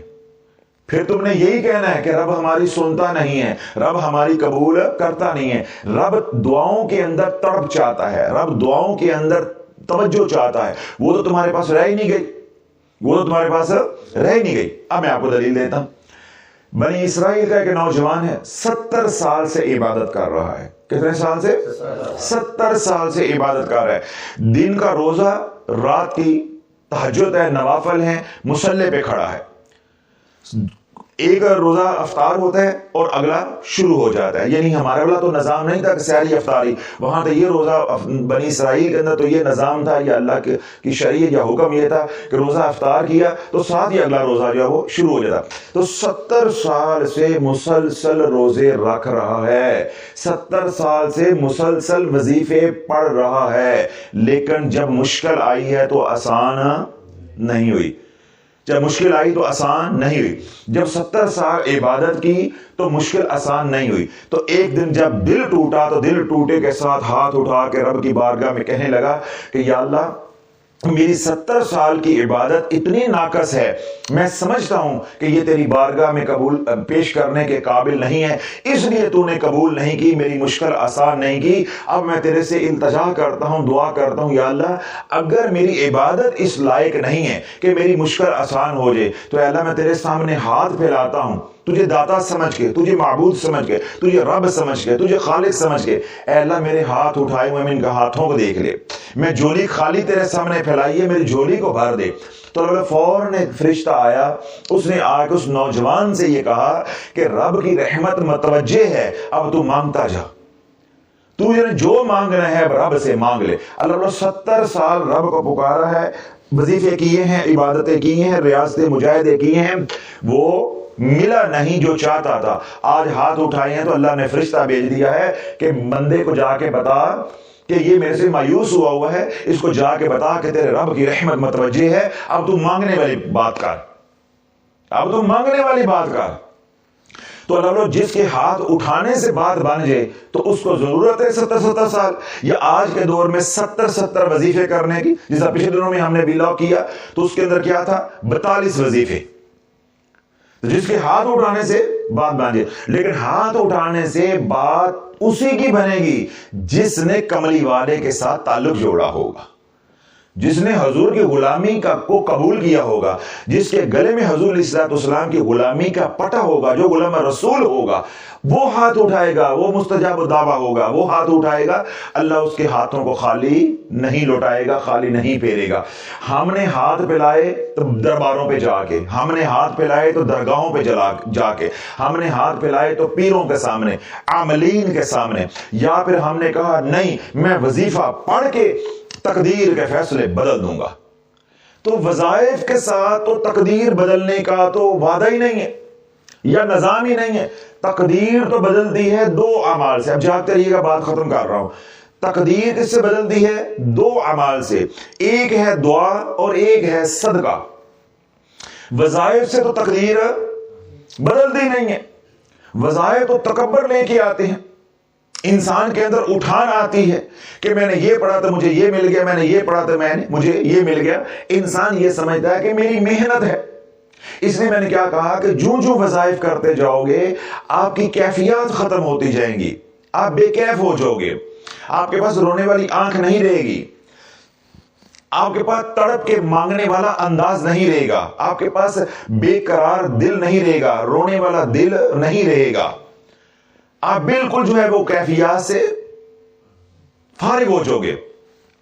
لیکن جب آپ گناہوں سے بچو گے، اور وہ دو رستے جو تقدیر کو بدلتے ہیں، جو اللہ کے نبی نے بتائے ہیں، پیروں نے نہیں بتائے، پیروں نے چھپائے ہیں، انہوں نے وظائف پہ لگایا ہے، شافعی آپ تک یہ بات پہنچا رہا ہے، تقدیر کو بدلنے کے دو ہی رستے ہیں یا دو ہی اعمال ہیں، ایک ہے دعا اور ایک ہے صدقہ۔ صدقہ بھی تیری تقدیر کو بدل دیتا ہے اور دعا بھی تیری تقدیر کو بدل دیتی ہے۔ آج امت ان دو اعمال سے ہی بھاگ گئی ہے اور کدھر لگ گئی ہے؟ وظائف پہ۔ اب یہ اللہ والو، یہ ساری اصلاحی طور پہ جو میں نے بات کی ہے، اب یہاں پہ میں آپ سے سوال کرنا چاہتا ہوں۔ امت کدھر سے بھاگی ہے؟ دعاؤں سے، صدقے خیرات سے۔ امت کدھر لگ گئی؟ دعاؤں کو چھوڑ دیا، منت پہ لگ گئی، دعاؤں کو چھوڑ دیا، چڑھاوے پہ لگ گئی، دعاؤں کو چھوڑ دیا، چادر چڑھاؤ یا درباروں پہ حاضری دو، ادھر لگ گئی، دعاؤں کو چھوڑ دیا۔ اسی طرح صدقہ خیرات ہے، وہ نظر و نیاز میں بدل گئی، قوالوں کو پیسہ دینا ہے اس کے لیے پیسے ہیں، نعت خانوں پہ پیسہ پھینکنا ہے اس کے لیے پیسے ہیں، برابر پہ کوئی غریب مر رہا ہے اس کو دعائی لے کے دینے کے لیے پیسے ہیں، حوصلہ نہیں ہے، حوصلہ نہیں ہے۔ نعت خانوں کے اوپر لاکھوں روپیہ پھینکنا، اس محفل پہ اوپر لاکھوں روپے لگا کے انتظام کرنا، لوگوں کی منتیں ترلے کر کے بلانا، قوالوں سے پیسے دے کے ایڈوانس بکنگ کروانا، یہ سارے کام ہیں، ان کے لیے پیسہ بھی ہے، صلاحیتیں بھی ہیں، وقت بھی ہے، لیکن صدقہ دینے کے لیے ظرف نہیں ہے، صدقہ دینے کے لیے حوصلہ نہیں ہے۔ کیوں؟ اللہ قبول ہی نہیں کرنا چاہتا۔ حرام کی کمائی حرام کے کاموں پہ لگ کے رہتی ہے اور اللہ لگوا رہا ہے۔ صدقہ چھوڑ دیا، اللہ نے راتوں کو اٹھنے کی توفیق نہیں دی، نماز سے اللہ نے فارغ کر دیا، نماز کی توفیق نہیں ہے۔ جب 90% معاشرہ ہی بے نمازی ہے تو دعائیں کیسی ہو گئی؟ جس کی نماز نہیں اس کی دعا کیسی ہوگی؟ تو اللہ نے جو تقدیر بدلنے والے دونوں اعمال تھے وہ چھین لیے، صدقہ بھی چھین لیا، اس کی توفیق بھی چھین لی اور دعا کی توفیق بھی چھین لی۔ تو جب ہمارے پلے رہ ہی کچھ نہ گیا تو یہ بھیڑیے ہمارے اوپر مسلط ہو گئے۔ انہوں نے ہمارے خاندانوں کو، ہمارے پیاروں کو، ہمارے ماں باپ کو، ہمارے بزرگوں کو، ہماری بچیوں کو، ہمارے بچوں کو وظائف پہ لگا دیا، تعویذ دھاگے پہ لگا دیا، لٹکانے دبانے جلانے والے کا طرف یہ دے گے، تو کیا ہوا؟ اس سے رزق بڑھا گا۔ اب میرا سوال یہ ہے، جو یہ کہتے تھے کہ دعاؤں سے کچھ نہیں ہوتا، جنہوں نے وظائف پڑھے، اب میں سوال کر رہا ہوں، میں کتنی بار یہ بات بتا چکا ہوں کہ جب وظائف کو شرائط کے بغیر پڑھو گے، رجعت جب شروع ہوگی، یعنی رجعت کی جب ابتدا ہوگی، تو جو سب سے پہلی علامت ظاہر ہوگی وہ مالی تنگ دستی ہے۔ وظائف کس لیے پڑھے ہیں؟ رزق کے لیے، رزق کی کشادگی کے لیے۔ تو میں نے کیا بتایا ہے کہ جو جتنے وظائف کرنے والا ہوگا اس کے گھر میں بھوک ایسے ننگا ناچ کرے گی کہ تصور نہیں کیا جا سکتا. کتا بلی بھی کھائے گا آرام کے ساتھ, لیکن اس کو وظائف پڑھنے والے کو یا اس کے خاندان کو یا اس سے جڑے ہوئے لوگوں کو 2 وقت کی عزت کے ساتھ اللہ روٹی نہیں دے گا. وظائف کس لیے پڑھے تھے؟ رزق کے لیے. چھوڑا کس کو تھا؟ دعا کو. چھوڑا کس کو تھا؟ صدقے کو. جو اللہ کے نبی کا رستہ ہے, اللہ کے نبی کا تعلیم کردہ رستہ ہے, اللہ کا عطا کردہ رستہ ہے, جب وہ چھوڑ کے وظائف کے راستے کی طرف آئے تو جو میں نے کیا کہا, جو جتنے وظائف کرتا جائے گا, پہلی علامت وظائف ماں کرے گی اجڑے گی اولاد, وظائف ابا کرے گا اجڑے گی اولاد, وظائف ماں یہاں کرے گی پاکستان میں, بیٹیاں کینیڈا میں رہتی ہیں, امریکہ میں رہتی ہیں, UK میں رہتی ہیں, فرانس میں رہتی ہیں, دبئی میں رہتی ہیں, دنیا بھر میں کہیں رہتی ہیں, فاصلوں کی کوئی حقیقت نہیں ہے. ماں یہاں بیٹھ کے لیلن دے دوٹے لے کے تے کڑے پا کے وظیفے کرے گی, اللہ اوتھے کڑے پائی جائے گا. ایسے اللہ کڑے ڈالے گا کہ وہ کڑے ٹوٹنے والے نہیں ہیں, وہ بندشیں ٹوٹنے والی نہیں ہیں. ماں گھر کیا زور لگا رہی ہے, کڑیاں ذرا سیٹ ہو جان, میرا دماد دا کوئی کاروبار نہیں, دماد دا کاروبار کھول جائے, میرے بڑے منڈے دا کاروبار نہیں ہے, میں او دے واسطے وظیفہ کرنی پئی ہیں, تو او دا ذرا شو روم چل پوے ہے. ٹھیک ہے, چھوٹا جو ہے وہ پڑھ گیا ہے, نوکری کوئی نہیں ہوتا, کوئی نوکری لگ جائے, کوئی کاروبار لگ جائے. ماں کر رہی ہے رزق کھولنے کے لیے وظائف. تو شافعی نے 10 مہینے میں امت کو یہی سمجھایا ہے کہ ہفتے میں ایک بندہ لے کر آؤ جو وظائف سے بنا سنورا ہو, اس کو رنگ لگے ہو. میں تمہیں ہر جمعرات 50 خاندان دوں گا جو اجڑے ہوئے ہیں, جو وظائف پڑھ کے لیرو لیر ہوگے, پائی پائی کے محتاج ہوگے. تو اللہ والوں وظائف کا پہلا مسئلہ کیا ہوگا کہ مالی تنگ دستی. تو پڑھے کس کے لیے تھے؟ خوشحالی کے لیے. ہوگے بدحال. پھر جب وظائف اور پڑھو گے, رجت اور آگے بڑھے گی, تو دوسرا کیا آئے گا, کبھی پڑھنے والا بیمار, کبھی گھر میں دوسرا بیمار, وہ ٹھیک ہوا تو تیسرا بیمار, وہ گیا تو چوتھا بیمار. جو پیسہ تھوڑا بہت جمع پونجی ہے بھی, وہ بھی بیماریوں پہ لگ جائے گی. ڈاکٹر کھا جائیں گے, پیر کھا جائیں گے, عامل کھا جائیں گے. پھر شافعی کا اعلان ہے کہ جہاں جاؤ گے تمہیں کوئی یہ نہیں بتائے گا بیماری کیوں ہے, تیرے پیٹ میں درد کیوں ہے, تو نے گاجریں کھائی تھی, آلو کھائے تھے, مولیاں کھائی تھی, شلجم کھائے تھے, کس لیے پیٹ میں درد ہے, یہ تجھے دھرتی پہ بتانے والا اللہ کے حکم سے کوئی دوسرا نہیں ہے. اور ہم نے یہ بھی اعلان کیا کہ اگر تجھے کوئی دھرتی پہ یہ تشخیص کر کے بتا دے قیامت تک کے لیے وقت ہے, ہم اس کے جوتے اپنی پگڑی پہ سجا کے چلیں گے. کہ تجھے یہ بتا دے, ہر بندہ تجھے یہ کہے گا کہ جادو ہو گیا ہے, جادو ہو گیا, فلاں نے وار کر دیا ہے, جادو ہو گیا. پھر تو جادو توڑنے کے لیے وظیفے پڑے گا, تو پھر کیا ہوگا, گھر میں لڑائی جھگڑے. تیسری علامت. اور چوتھی علامت رجت کی کیا آئے گی کہ ککھوں ہولے ہوش ہوگے, تکے کی عزت نہیں رہے گی, اولاد منہ پہ کتا کتا کرے گی. مجھے خاتون نے بتایا کہ میں نے اپنی بیٹی کو جب اسکول کے گیٹ پہ اتارا, وہاں گارڈ بھی کھڑے تھے, وہاں بچے دوسرے جو اپنے گاڑیوں سے اتر رہے تھے, یعنی صبح 8 بجے کا اسکول کا وقت تھا, 40-50 لوگوں کا رش ہوتا ہے, ماں باپ ہوتے ہیں. تو میری بیٹی نے ان سب کے سامنے کہا, کتیے چلی جا, کتیے چلی جا. اب مجھے بتاؤ کہ اللہ نہ کرے ہماری اولاد کے ہمارے اوپر کیا بیتے گا. اس ماں کے سینے پہ کیا بیتا جس نے روتے ہوئے اتنے موٹے آنسوؤں کے ساتھ مجھے بتایا کہ حضرت صاحب, آج میری اولاد نے, جس کو میں نے پالا ہے, میری سب سے بڑی بیٹی ہے, اور ابھی کیا ہے 9ویں کلاس میں ہے, 8ویں یا 9ویں کلاس کے اندر ہے, تو اس نے مجھے بھرے مجمع کے اندر آج میری یہ عزت کی ہے. گھر میں پہلے بدتمیزی کرتی تھی, آج اس نے باہر کا بھی لحاظ نہیں رکھا, اور اس نے کیا بولا ہے کہ کتیے چلی جا. تو میں گاڑی کے اندر بیٹھ کے جس طرح آئی ہوں, مجھے مرنے کی جگہ نہیں مل رہی تھی. اب شافعی کہتا ہے کھول کے پڑھو, دن رات پڑھو. ساڑھا کڑا پیو دا رسالہ بند ہو جانا ہے, ہمیں کیا ٹینشن پڑی ہوئی ہے, ہم تو کر رہے ہیں نوکری, اللہ راضی ہو جائے, اللہ کا محبوب راضی ہو جائے. دن رات پڑھو, 500 رسالہ لے کے بانٹو, ثواب کے نام پہ کتابیں بانٹو, چھوٹی چھوٹی کتابیں جو ہوتی ہیں جیب میں ڈالنے والی, بکلیٹس جو ہوتی ہیں, بانٹو وظیفوں کے. پھر تمہیں پتہ چل جائے گا کہ اللہ راضی ہو رہا ہے, اللہ کا رسول راضی ہو رہا ہے, یا کوئی اور راضی پھر ہو رہا ہے. پھر تمہیں معلوم ہو جائے گا. اگر تمہیں 10 مہینوں میں بات سمجھ نہیں آئی تو انشاءاللہ سمجھ آوے سے, پریشان ہونے کی ضرورت نہیں ہے. دن رات پڑھو تے انے واہ پڑھو. 4 باتیں بتائی ہیں, بس یہ کاپی پہ کاغذ پہ کسی جگہ پہ لکھ لو, کیونکہ دل تو اب ہو گیا سیاہ, یہ تو ہو گیا پتھر, یہ تو مانتا نہیں ہے اور یہ سوچتا نہیں ہے. کاغذ پہ لکھ کے رکھ لو. جوں جوں وظائف پڑھتے جاؤ گے مالی تنگ دستی آتی جائے گی. میں نے کیا فکرہ بولا ہے, کتا بلی بھی کھائے گا, تجھے کھانا عزت سے نصیب نہیں ہوگا. دوسرا کیا ہوگا, بیماری پہ بیماری, بیماری پہ بیماری, کبھی کوئی بیمار, پھر وہی بیماریاں بعد میں لا علاج بیماریوں میں بدل جائے گی. اور تیسرا کیا ہوگا, گھر میں لڑائی جھگڑے, میاں بیوی ہیں تو آپس میں, اولاد ہے تو آپس میں, گلی محلے میں, کاروبار ہے تو وہاں پہ, جگہ جگہ پہ لڑائی. اور چوتھا کیا ہے, ٹکے کی عزت نہیں رہے گی. ہر وہ کام ہوگا جس میں بدنامی ہو, ہر وہ کام ہوگا جس میں رسوائی ہو. بیٹیوں کو طلاقیں ہوں گی, عزت کا کام ہے, عزت کا کام ہے. باہر لڑیں گے تو عزت کا کام ہے. کسی سے پیسہ ادھار لیا ہے وہ گریبان پکڑ لے گا تو عزت کا کام ہے. ہر وہ کام ہوگا جو رسوائی کا ہے. جن کے اوپر تم نے احسانات کیے, جن کے منہ میں اپنے منہ سے لقمہ نکال کے ڈالا ہے, یہ رجت ان کو تیرے سامنے یوں کھڑا کر دے گی. یہ شافی کہتا ہے ہم نے 32 سال جو ہے وہ نالیاں صاف کرنے پہ نہیں لگائے, ہم نے 32 سال اپنے مرشد کے ہاتھ میں ہاتھ دے کے دل صاف کرنے پہ لگائے ہیں. اس لیے ہم امت کو سمجھا رہے ہیں کہ یہ کتابوں کی باتیں نہیں ہیں کہ تمہیں یوٹیوب سے مل جائیں گی, سوشل میڈیا سے مل جائیں گی.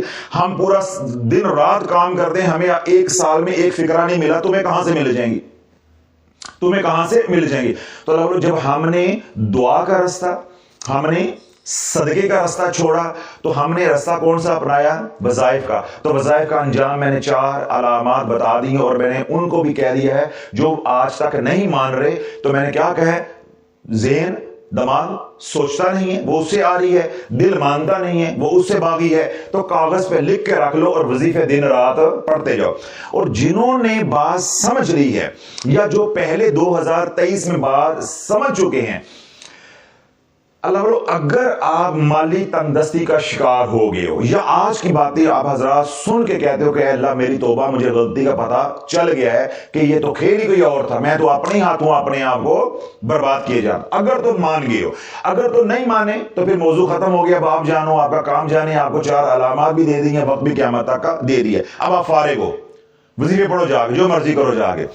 اگر تو بات سمجھ آ گئی ہے اور آپ یہ بے وقوفی کر چکے ہیں, بات سمجھ آ گئی ہے اور آپ یہ بے وقوفی کر چکے ہیں, یعنی آپ نے وظائف کر لیے ہیں, تو پھر کیا ہے, اب جو میں عمل بتا رہا ہوں, اگر یہ رجت ہوئی ہے تو یہ عمل رجت کو بھی توڑے گا. اگر جادو ہوا ہے تو یہ عمل جادو کو بھی توڑے گا. اور یہ اگر تقدیر کی لکھی مالی تنگ دستی ہے تو اللہ تقدیر کو بھی بدل کے دکھائے گا. گھر میں بیماری ہے, گھر میں لڑائی جھگڑے ہیں, گھر میں رسوائی ہے, وہی 4 باتیں, مالی تنگ دستی ہے, لڑائی جھگڑے ہیں, بیماری ہے, ذلت والے کام ہے. اب ذلت والے کاموں کی اتنی تفصیل ہے کہ اس میں جانا نہیں چاہتا. گھر میں بیٹیاں بیٹھی ہوئی ہیں, جوان بیٹیاں ہیں, بوڑھی ہو رہی ہیں, تو کیا ہو رہی ہے, بے عزتی. بیٹے پڑھ گئے ہیں, نوکری نہیں مل رہی, آوارہ پھر رہے ہیں, تو کیا ہے, بے عزتی. اب ان باتوں کو کھولیں گے تو غیر ضروری بات لمبی ہوتی جاتی ہے, آپ اسے سمجھنے کی کوشش کریں. ہم نے ان 4 باتوں سے باہر نہیں نکلنا. مالی تنگ دستی ہے, لا علاج بیماریاں ہیں, اور کیا ہے, گھر میں لڑائی جھگڑے ہیں, اور ذلت رسوائی ہے, جادو ہے, ٹونا ہے, نظر بد ہے. اور آپ ساتھ کیا ہے کہ وظائف والی بے وقوفی کر چکے ہیں. یا تو یہ مسئلہ ہے, یا وہ لوگ جو کہتے ہیں حضرت صاحب ہم نے تو وظائف نہیں کیے, ہم نے وظائف نہیں کیے. اگر آپ نے وظائف نہیں کیے اور آپ مالی تنگ دستی کا شکار ہیں, گھر میں لڑائی جھگڑے ہیں, ان کی وجہ سے پریشان ہیں, اور گھر کے اندر بیماریاں, ان کی وجہ سے آپ پریشان ہیں, یا رسوائی ہو رہی ہے, پریشانیاں ہیں, تکلیفیں آ رہی ہیں, اور آپ کا نقصان ہوتا جا رہا ہے, آپ اجڑتے جا رہے ہیں. آپ اگر تو دین سے دور تھے تو آپ اللہ کی پکڑ میں تھے, یا آپ کے اوپر آزمائش ہے, ٹھیک ہے, یہ تو اپنے ہاتھوں اجڑے وظائف پڑھ کے. تو باقی 2 کون سے رہ گئے, ایک جو اللہ کی نافرمانی والے راستے پہ چل رہے تھے, اللہ نے ان کو بھی یہ 4 عذاب دیے, اور ایک وہ ہیں جن کے اوپر اللہ نے آزمائش ڈالی, اللہ نے ان کے اوپر بھی یہ 4 علامتیں ظاہر کی. چاہے وظائف پڑھ کے یہ 4 علامتیں آئی ہیں، چاہے اللہ کی نافرمانی کر کے 4 علامتیں آئی ہیں، چاہے حالت آزمائش کی وجہ سے 4 علامتیں آئی ہیں، اللہ بولو ایسا عمل بتا رہا ہوں، چاہے رجت ہے، چاہے جادو ہے، چاہے نظر بد ہے، چاہے تعویذات ہیں، چاہے حسرت کی نظر ہے، چاہے تقدیر کا لکھا ہے جس کو ہم آزمائش کہتے ہیں، چاہے تقدیر کا لکھا ہے، گھر میں کوئی پریشانی ہے کسی بھی طرح کی، تو اللہ بولو بس ایک عمل کو شافی کے کہنے پہ پلے باندھ لو، اور وہ عمل جو ہے عین سنت کے مطابق ہے، آپ کا جو چسکا ہے، آپ کا جو ٹھرک ہے وظیفے کا وہ بھی پورا ہو جائے گا، جو آپ کو عادت پڑی ہوئی ہے وہ بھی پورا ہو جائے گا، اور آپ کا مسئلہ بھی حل ہو جائے گا۔ اب آپ نے کرنا کیا ہے؟ فجر کی نماز پڑھی، جہاں نماز پڑھی ہے وہیں پہ بیٹھ جائے نماز پہ، ایک تسبیح آپ نے پڑھنی ہے درود پاک کی، اگر تو آسانی ہے، صبح کسی دفتر نہیں جانا، اس میں ابھی وقت ہے، اس طرح خواتین ہیں انہوں نے صبح کچن میں ناشتہ بنانا، گھر کی مصروفیت ہوتی ہے، کچن کی مصروفیت ہوتی ہے، بچوں کو تیار کرنا، یا خود کسی دفتر میں کام کرتے تو انہیں جانا، اگر ایسی کوئی تنگی نہیں ہے تو پھر کیا ہے کہ درود ابراہیم پڑھے۔ کون سا درود پاک؟ درود ابراہیم۔ اور اگر تنگی ہے یعنی وقت کم ہے، قلیل ہے، تو پھر اتنا کافی ہے، اللہم صلی علی محمد وعلی آل محمد۔ اب یہاں بات بڑی حساس ہے، توجہ کے ساتھ سننی ہے، ورنہ میں جتنا گھنٹے میں سمجھا کر آیا ہوں اس کا کوئی فائدہ آپ کو ہونے والا نہیں ہے۔ کیوں؟ میں نے آپ کو طوطا نہیں بنانا، حضور کا غلام بنانا ہے۔ ہم وظائف پڑھ کے طوطے تو بنے ہوئے ہیں، گانی والے، بیڑا غرق ہمارا ہو گیا ہوا ہے، ہمیں بات ہی سمجھ نہیں آتی، اس لیے میں کہہ رہا ہوں کہ کیا رکھے؟ توجہ رکھے۔ اگر آپ یہ بات کو سمجھیں گے نہیں تو آپ اس کو وظیفہ بنا دیں گے دوبارہ، تو کئی شے ملنے والی نہیں ہے۔ نماز پڑھ لی فجر کی، ایک تسبیح کرنی ہے درود پاک کی۔ کس کی کرنی ہے؟ میں نے جب آپ کو رائے دے دی ہے کہ اگر تو آسانی ہے تو سب سے افضل ہے درود ابراہیم پڑھے، اگر صبح وقت کی قلت ہے تو میں نے آسانی دے دی، آپ درود ابراہیم کا اول حصہ پڑھ لیں، اللہم صلی علی محمد وعلی آل محمد، اتنا ہی جو ہے وہ کافی ہے۔ اب بات جو میں کہنا چاہ رہا ہوں، جس کے لیے میں بار بار کہہ رہا ہوں توجہ رکھے، وہ کیا ہے؟ درود کیا ہے؟ دعا۔ درود کیا ہے؟ دعا۔ اس کو دعا رہنے دینا ہے خدا کے واسطے، یہ میں ہاتھ جوڑ رہا ہوں کہ بات کو سمجھے پہلے، اس کو دعا رہنے دینا، اس کو ورد نہیں بنانا، اس کو کیا کرنا ہے؟ دعا کو دعا رہنے دینا ہے، اس کو ورد نہیں بنا لینا، اس کو وظیفہ سمجھ کے نہیں کرنا کہ بھائی میں نے حضرت صاحب نے کہا ہے 200 مرتبہ پڑھنا ہے، 600 مرتبہ پڑھنا ہے، بس ٹک دانے پہ دانا، منکے پہ منکا، ٹھا منکا 600 پورا کرو۔ دعا کا مطلب ہی یہ ہے کہ اللہ تمہاری توجہ چاہتا ہے، دعا کا مطلب ہی ہے کہ اللہ تیری طرف دیکھنا چاہتا ہے۔ تو جب آپ اس کو ورد بنا لو گے تو اللہ ورد جو ہوتا ہے یا ذکر ہوتا ہے وہ تاثیر کے لیے ہوتا ہے، وہ اور میدان ہے عملیات کا، ادھر سے تو میں گھسیٹ کے آپ کو ادھر لے کے آ رہا ہوں۔ تو اگر آپ صبح کو گے حضرت صاحب نے اتنی بار ٹھا کر کے 5 منٹ کر کے مصلی او پہ آتے آپ آؤ گے تو پھر تو بات وہی کی وہی ہے، پھر 4 دن بعد آپ دوبارہ یہی کہو گے حضرت صاحب یہ عمل میں نے اتنے دن کیا، ہوا تو کچھ بھی نہیں ہے، پھر ہمیں علامے ایسے دیتے ہیں جیسے ہم نے ایڈوانس پیمنٹ پکڑی ہوئی ہے، یا معاذ اللہ ہم نے دینا ہے اپنے خزانوں سے۔ سیدنا موسیٰ علیہ السلام کا گزر ہوا تو ایک نوجوان جو ہے یعنی جو بانے کا مالک تھا یا جس کا وہ ریوڑ تھا، جانور تھے، وہ دعائیں کر رہا ہے اللہ سے۔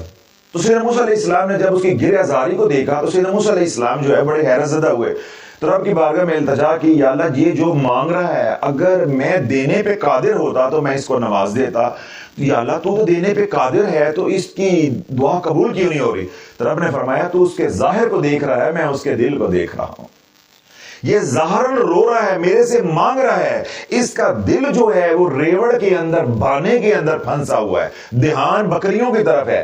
تو اگر آپ جو میں عمل بتا رہا ہوں اس کو اس طرح کرو گے کہ یہ 100 کب پورا ہوتا ہے، تو اللہ پھر کرنے کی ضرورت نہیں ہے، آرام سے ناشتہ کرو، تو جوتی پاؤ، تو روپیہ 5000 جیب پاؤ، تو تویز لے کے آؤ، مور کا پنکھ لے کر آؤ، کالا کپڑا لے کر آؤ، کوئی کڑی شڑی لے کر آؤ، کوئی لو بنوا کر لے کر آؤ، وہ کام آپ کریں، آسان ٹھنڈا ٹھار، کوئی کر کے دے دے گا، آپ کا تو پیسہ ہی ہونا ہے نا، چلو آپ کا پیسہ نکل دے گا اسی بہانے، آپ بھی ہلکے پھلکے ہو جاؤ گے، آرام دہ محسوس کرو گے، گھر میں چور چوری چکے کا ڈر نہیں آپ کو رہے گا، اور کسی کی ضرورت پوری ہو جائے گی۔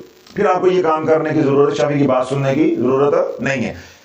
عمل ہے دعا کا، تو دعا کو دعا ہی رہنے دینا ہے۔ آپ نے ایک تسبیح کرنی ہے، اللہم صلی علی محمد وعلی آل محمد۔ درود پاک کیا ہے؟ دعا۔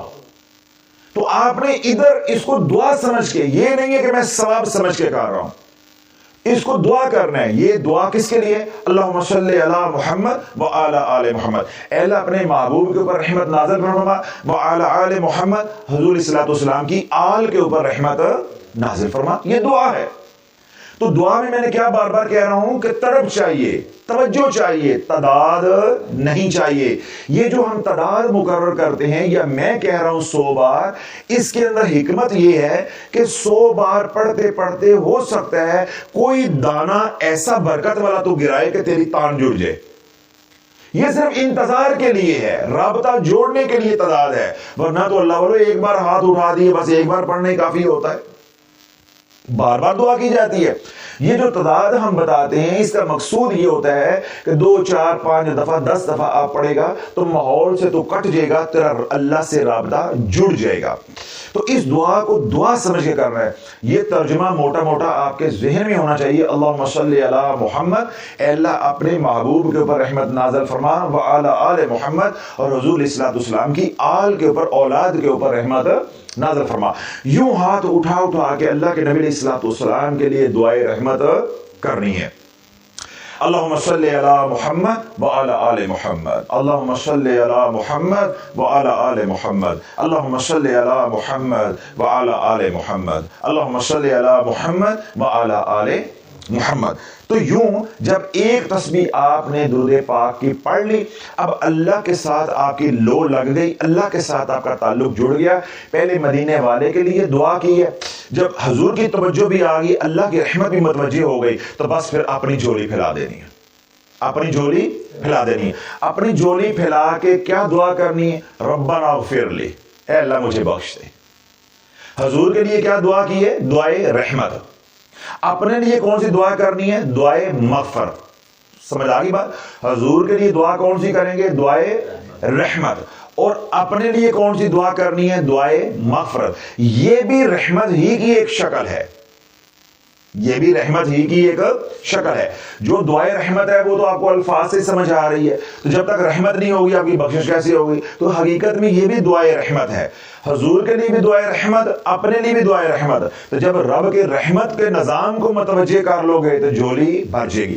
اب اللہ والو اللہ سے لینے کا ڈنگ دیکھو، جو میرے رب نے طریقے سکھائے ہیں، خدا کی قسم اتنا غصہ آتا ہے کہ دل چاہتا ہے کہ اللہ ہمیں کو اختیار تصرف دے، ان پیروں کو، ان مولویوں کو، ان عاملین کو۔ وہ پیر ہارون رشید صاحب ہیں، مولا شریف والے، وہ کہتے ہوتے تھے ان کو سب کو سمندری جہاز میں ڈال کے نا ان کو سمندر برد کر دو، امن ہو جائے گا اس ملک کے اندر۔ تو ان کے ساتھ اللہ نے یہی کرنا ہے جو انہوں نے امت کے ساتھ کیا ہے۔ الحمدللہ وہ امت کے اندر شعور بیدار ہو رہا ہے۔ اب رب نے جو مانگنے کا طریقہ سورہ ابراہیم کے اندر، قرآن کے اندر ہمیں سکھایا، اس کے اندر حکمتیں دیکھیں۔ کوئی پیر یہ وظیفہ گڑھ سکتا ہے؟ وظیفہ بنا سکتا ہے؟ پہلے ہم نے پڑھا درود پاک، اللہ کی رحمت کو متوجہ کیا، حضور کی توجہ کو متوجہ کیا۔ ایک بار درود پاک پڑھا، اللہم صلی علی محمد وعلی آل محمد، 4 انعام، 10 گناہ معاف، 10 درجے بلند، 10 نیکیاں اور 10 رحمتیں، 4 انعامات۔ اللہ کے نبی علیہ الصلوۃ والسلام ارشاد فرمایا کہ جس نے پڑھا اللہم صلی علی محمد وعلی آل محمد، بیٹھی ہوئی حالت میں پڑھا، کھڑے ہونے سے پہلے سارے گناہ اللہ معاف کر دے گا۔ اگر کھڑی حالت میں پڑھا اللہم صلی علی محمد وعلی آل محمد، اگر کھڑی حالت میں پڑھا تو بیٹھنے سے پہلے اللہ سارے گناہ معاف کر دے گا۔ پہلے ہم نے 100 بار دعا کی ہے حضور علیہ الصلوۃ والسلام کے لیے، جس کو ہم نے کیا؟ دعائے رحمت۔ اب آ جاؤ اپنے کے اوپر۔ اب اپنے پہ کیا کہیں گے؟ ربنا اغفر لی، ربنا اغفر لی، ربنا اغفر لی، اے اللہ مجھے بخش دے، اے اللہ مجھے بخش دے۔ رب کہتا ہے رحمت متوجہ ہے لیکن تھوڑی ہے، میں تجھے کیونکہ بہت زیادہ دینا چاہتا ہوں تو تم میری رحمت کو بھی زیادہ متوجہ کر۔ اب بڑا حساس سا موضوع توجہ رکھنا ہے، رب کی حکمتوں کو، مصلحتوں کو سمجھو، قرآن کی گہرائی کو، قرآن کے باطن کو سمجھو۔ آپ سوچ نہیں سکتے تمہارا رب تمہیں کیا دینا چاہ رہا ہے۔ ربنا اغفر لی، ربنا اغفر لی، اے اللہ مجھے بخش دے، اے اللہ میری مغفرت کر دے، اے اللہ مجھے معاف کر دے۔ رب کہتا ہے معاف کر دے نا، لیکن میں تجھے معافی کے علاوہ بڑا کچھ دینا ہے، تو میری رحمت کو اور متوجہ کر۔ یا اللہ کیسے کروں؟ اپنے ماں باپ کے لیے بھی بخشش مانگ، اپنے ماں باپ کے لیے بھی بخشش مانگ۔ ہم مانگنے چلے تھے کاکا، ہم مانگنے چلے تھے کاروبار، ہم مانگنے چلے تھے بچیوں کے رشتے، اللہ نے کہا حوصلہ تے کر مارو، وہ دے داں گا۔ میری رحمت کو متوجہ کر، تو نے میرے کملی والے پہ درود پڑھا ہے، تیرا انعام بہت بڑا بنتا ہے۔ تو بس اتنی بات پہ ٹک گیا کہ بچے کی نوکری لگ جائے تو بیٹی کا رشتہ ہو جائے تو فلاں بیمار اس کو شفا ہو جائے، نہیں، اور مانگ، تو میری رحمت کو اور متوجہ کر۔ یا اللہ وہ تو مجھے آتا ہی نہیں ہے، میں کبھی علماء کے پاس گیا ہی نہیں ہوں، میں کبھی مشائخ کے پاس تو گیا ہی نہیں ہوں، میں تو گیا ہوں جب سے ہوش سنبھالی ہے تعویذ دھاگے والوں کے پاس، انہوں نے تو مجھے یہ سمجھایا ہے یہ صبح پینا ہے، یہ لٹکانا ہے، یہ جلانا ہے، اور یہ پڑھ کے پھونکنا ہے، تو مجھے تو یا اللہ پتہ ہی نہیں ہے۔ تو رب کہے گا قرآن کھول، سورہ ابراہیم کھول۔ اگر وہ بھی نہیں کھولنی آتی، نماز پڑھتا ہے تو کہنا ہاں نماز پڑھتا ہوں، تو رب کہے گا جب نماز پڑھ کے درود ابراہیم کے بعد دعا پڑھتا ہے تو کیا پڑھتا ہے؟ رب اجعلنی مقیم الصلاۃ ومن ذریتی ربنا وتقبل دعا۔ رب کہے گا اس کو چھوڑ دے، آگے بتا کیا پڑھتا ہے؟ تو کہے گا ربنا اغفر لی، یا اللہ یہ تو وہ آ گئی، یہ تو میں بچپن تو ہی پڑھتا آ رہا ہوں، یہ تو آج شافی نے جھنجھوڑیا تو سمجھ آئی، یہ تو ہتھیار میرے ہاتھ میں تھا اور بچہ میری بغل میں تھا، تو میں ڈنڈورا کہاں دیتا پھر رہا۔ ربنا اغفر لی ولی والدیہ، یہ تجھے آتا نہیں تھا؟ تو کہاں پیروں کے پاس پھرتا رہا ہے، عاملین یوٹیوبرز کے پاس پھرتا رہا ہے، اپنی دنیا آخر برباد کرتا رہا ہے۔ میں نے کب کا تجھے نواز دینا تھا، بس میں تجھے اس لائن پہ، اس مقام پہ، اس رستے پہ لانا چاہتا تھا کہ میرے کملی والے کو راضی کر لے۔ یہ تعویذ دھاگے والا رستہ، وظیفوں والا رستہ میرے نبی کا نہیں ہے، میرے نبی کا رستہ تو دعاؤں والا ہے، صدقہ خیرات والا ہے، میرے سے مانگنے والا ہے، اور میرا دیا ہوا مال میری ہی راہ میں خرچ کرنے والا ہے۔ یہ وظیفوں والا رستہ میرے نبی کا نہیں ہے، تعویذ دھاگے والا رستہ میرے نبی کا نہیں ہے۔ اگر میرے نبی نے وظیفے بتائے بھی ہیں، تعویذ بتائے بھی ہیں، تو وہ شرائط کے ساتھ ہے، وہ خواص کے لیے ہیں، کسی کے لیے جو مجبور ہو۔ جو عمومی زندگی ہے وہ میرے محبوب کی دعاؤں والی ہے، صدقہ خیرات والی ہے۔ اب اللہ کیا کروں؟ یا اللہ غلطی سمجھ آ گئی، اچھا مانگ، ربنا اغفر لی، جا تجھے معاف کیا۔ ہم ادھر سے کیا کہیں گے؟ ربنا اغفر لی۔ اللہ عرشوں سے کیا آواز دے گا؟ جا تجھے معاف کیا، جا میں نے تجھے بخش دیا۔ پھر رب کہے گا نہیں، یہ رحمت تھوڑی ہے، تیرا انعام زیادہ ہے، تو اور میری رحمت کو متوجہ کر۔ اچھا یا اللہ پھر کیا کروں؟ آگے پڑھ، ولی والدیہ، ہے اللہ میرے ماں باپ کو بھی معاف کر دے۔ رب کہے گا جا تیرے ماں باپ کو بھی معاف کیا۔ ولی المؤمنین، اے اللہ تمام ایمان والوں کو بھی معاف کر دے۔ کس دن معاف کر دوں؟ یوم یقوم الحساب، جو یوم حساب ہے، جس دن تو میزان قائم کرے گا، اے اللہ سب کو بخش دے۔ ربنا اغفر لی ولی والدیہ وللمؤمنین یوم یقوم الحساب۔ اللہ والو اپنی قسمت پہ ناز کرو، اور اگر غلطیاں کر چکے ہو تو اپنے منہ پہ چماٹے مارو کہ قرآن کو چھوڑ کے کدھر چلے گئے۔ رب دیکھے تمہیں نوازنے کے لیے کیا کیا بہانے ڈھونڈ رہا ہے۔ کیسی خوبصورت اللہ نے دعا دی ہے کہ مانگنے ہم اپنے لیے چلے، اللہ نے کہا وہ تو دے ہی دوں گا، دنیا تو دے ہی دوں گا، اپنی بخشش مانگ لے، کچھ شرم کر لے، آخرت میں تو نے رہنا ہے، وہ ہمیشہ کی دنیا ہے، آخرت مانگ لے، دنیا تو تجھے دے ہی دوں گا۔ جو تیرے میں مقدر میں لکھ چکا ہوں، تیری تقدیر میں لکھ چکا ہوں، جو تیرے مقدر ہو چکی ہے وہ کوئی دوسرا لے نہیں سکتا۔ اسی بہانے آخرت مانگ لے، ربنا اغفر لی۔ اللہ نے کہا نہیں، تو نے میرے کملی والے پہ درود پڑھا ہے، ذرا میری رحمت کو اور متوجہ کر۔ پھر رب نے کیا ہمیں سکھایا؟ ولی والدیہ، پہلے ہم نے اپنی بخشش کروائی، مغفرت کروائی، اسی لگے ہاتھ ہم نے والدین بھی بخشوا لیے۔ پھر رب کہتا ہے نہیں، ابھی بھی میری رحمت تو بے حساب ہے، اس کی کوئی حدود و قیود نہیں ہے، تو اور مانگ۔ تو ہم نے کیا؟ وللمؤمنین، اے اللہ ایمان والوں کو بھی بخش دے۔ یوم یقوم الحساب، یوم حساب کے دن مجھے، میرے والدین کو اور تمام ایمان والوں کی مغفرت فرما دے۔ تو اللہ جس کو یہ دعا کا لب لباب سمجھ آ گیا، پھر وہ کسی پیر فقیر کا محتاج نہیں ہے، کسی درگاہ کا محتاج نہیں ہے، کسی وظیفے کا محتاج نہیں ہے۔ ہاں اگر اس کے نصیب میں اللہ نے ازلی بدبخت ہونا لکھا نہیں ہے۔ یہ ساری باتیں سن کے بھی کوئی کہ میں نے کرنے وظیفے ہی ہیں، میں نے تعویذ دھاگا ہی کرنا ہے، تو لکھ کے رکھ لو شافی کی بات، یہ آج نہیں تو کل، کل نہیں تو پرسوں یہ مردود ہو کے مرے گا۔ جو میرے رب کا نظام چھوڑ کے، کملی والے کی سنت چھوڑ کے، میرے رب کا قرآن چھوڑ کے، میرے نبی علیہ السلام کی تعلیم چھوڑ کے عاملوں کے پیچھے، یوٹیوبرز کے پیچھے بھاگے گا تو پھر رجت کا شکار ہو کے رہے گا۔ اور آپ دیکھ رہے ہو دنیا بھر سے کہ جہاں رجت نے پنجے گاڑے ہیں، رجت شدید ہوئی ہے، لوگ مرتد ہونے کے قریب پہنچے ہیں۔ آج سے 10 مہینے پہلے شافعی کہتا تھا کہ مسلمان مردود ہو رہے ہیں، مرتد ہو رہے ہیں، تو لوگوں کی روح کانپ جاتی تھی کہ حضرت صاحب اتنے سخت الفاظ استعمال کرتے ہیں، کبھی مسلمان بھی مرتد ہو سکتا ہے۔ اب گھر گھر سے مرتد نکل رہا ہے، گھر گھر سے مرتد نکل رہا ہے کہ اللہ ہوتا تو سنتا۔ معاذ اللہ یہ فکرہ کسی عالم دین کے پاس لے کر جاؤ۔ اور کتنے خط ہمارے پاس آ چکے ہیں جن کی اولادوں نے برملا دین کو چھوڑ دیا، مکمل طور پہ مرتد ہو گئے ہیں۔ کوئی عیسائی بن گیا ہے، کوئی یہودی بن گیا ہے، کوئی نصرانی بن گیا ہے، اور اکثریت کیا بنتی جا رہی ہے؟ جو وظائف کی رجت کی وجہ سے بچے برباد ہونے ہیں، ماں باپ نے وظیفے پڑھے ہیں، چلے کیے ہیں، ریاستیں کی ہیں، ان کی اولادیں دہریہ ہو رہی ہیں۔ وہ نہ عیسائی بن رہے ہیں، نہ یہودی بن رہے ہیں، نہ نصرانی بن رہے ہیں، وہ سیدھے دہریہ بن رہے ہیں، یعنی جن کے واپس آنے کا بھی کوئی امکان نہیں ہے۔ تو اس جس طرح درود پاک کی آپ نے ایک تسبیح کی ہے، ایسے ہی ایک تسبیح آپ نے کرنی ہے، ربنا اغفر لی ولوالدی وللمؤمنین یوم یقوم الحساب۔ اور اس دعا کو میں نے کہا تسبیح کے اوپر توجہ نہیں رکھنی کہ سو کرنا ہے، تان جوڑنی ہے۔ دوسرے لمحے میں رکت طاری ہو جائے، لذت طاری ہو جائے، سرور آ جائے، وجدان آ جائے، جذب کی کیفیت طاری ہو جائے، بس 10 بار پڑھی ہے، 20 بار پڑھی ہے، 25 بار پڑھی ہے، بس پھر مزید پڑھنے کی ضرورت نہیں ہے، بس جولی پھیلا کے اللہ سے مانگ لے جو مانگنا چاہتا ہے۔ یہی آیت کریمہ پڑھنے کا طریقہ اللہ کے نبی نے سکھایا، اور امت کو انہوں نے 1.25 لاکھ پہ لگا کے امت کو برباد کر کے رکھ دیا۔ یہی حکمت اس کے اندر ہے، یہی آیت کریمہ، یعنی آیت کریمہ اور جو دعا میں سورۃ ابراہیم کی آپ کو سکھا رہا ہوں، ان کا مقصود اور مطلوب ایک ہی ہے کہ اپنے اوپر ندامت لے کر آنی ہے، شرمندگی لے کے آنی ہے کہ 2 بار آ جائے، 4 بار پڑھنے سے آ جائے، 10 بار پڑھنے سے آ جائے، اور ہمیں پیروں نے کدھر لگا دیا 1.25 لاکھ پڑھو گے تو کام ہو جائے گا۔ یعنی معاذ اللہ رب ہماری عبادتوں کا یا ہمارے ذکر کا محتاج ہو گیا، اس کے خزانے خالی ہو گئے، ہم نے 1.25 لاکھ ڈالیں گے، پھر اللہ ادھر سے کچھ ہمیں نکال کر دے گا۔ کس طرف اللہ والوں ہم لگ گئے؟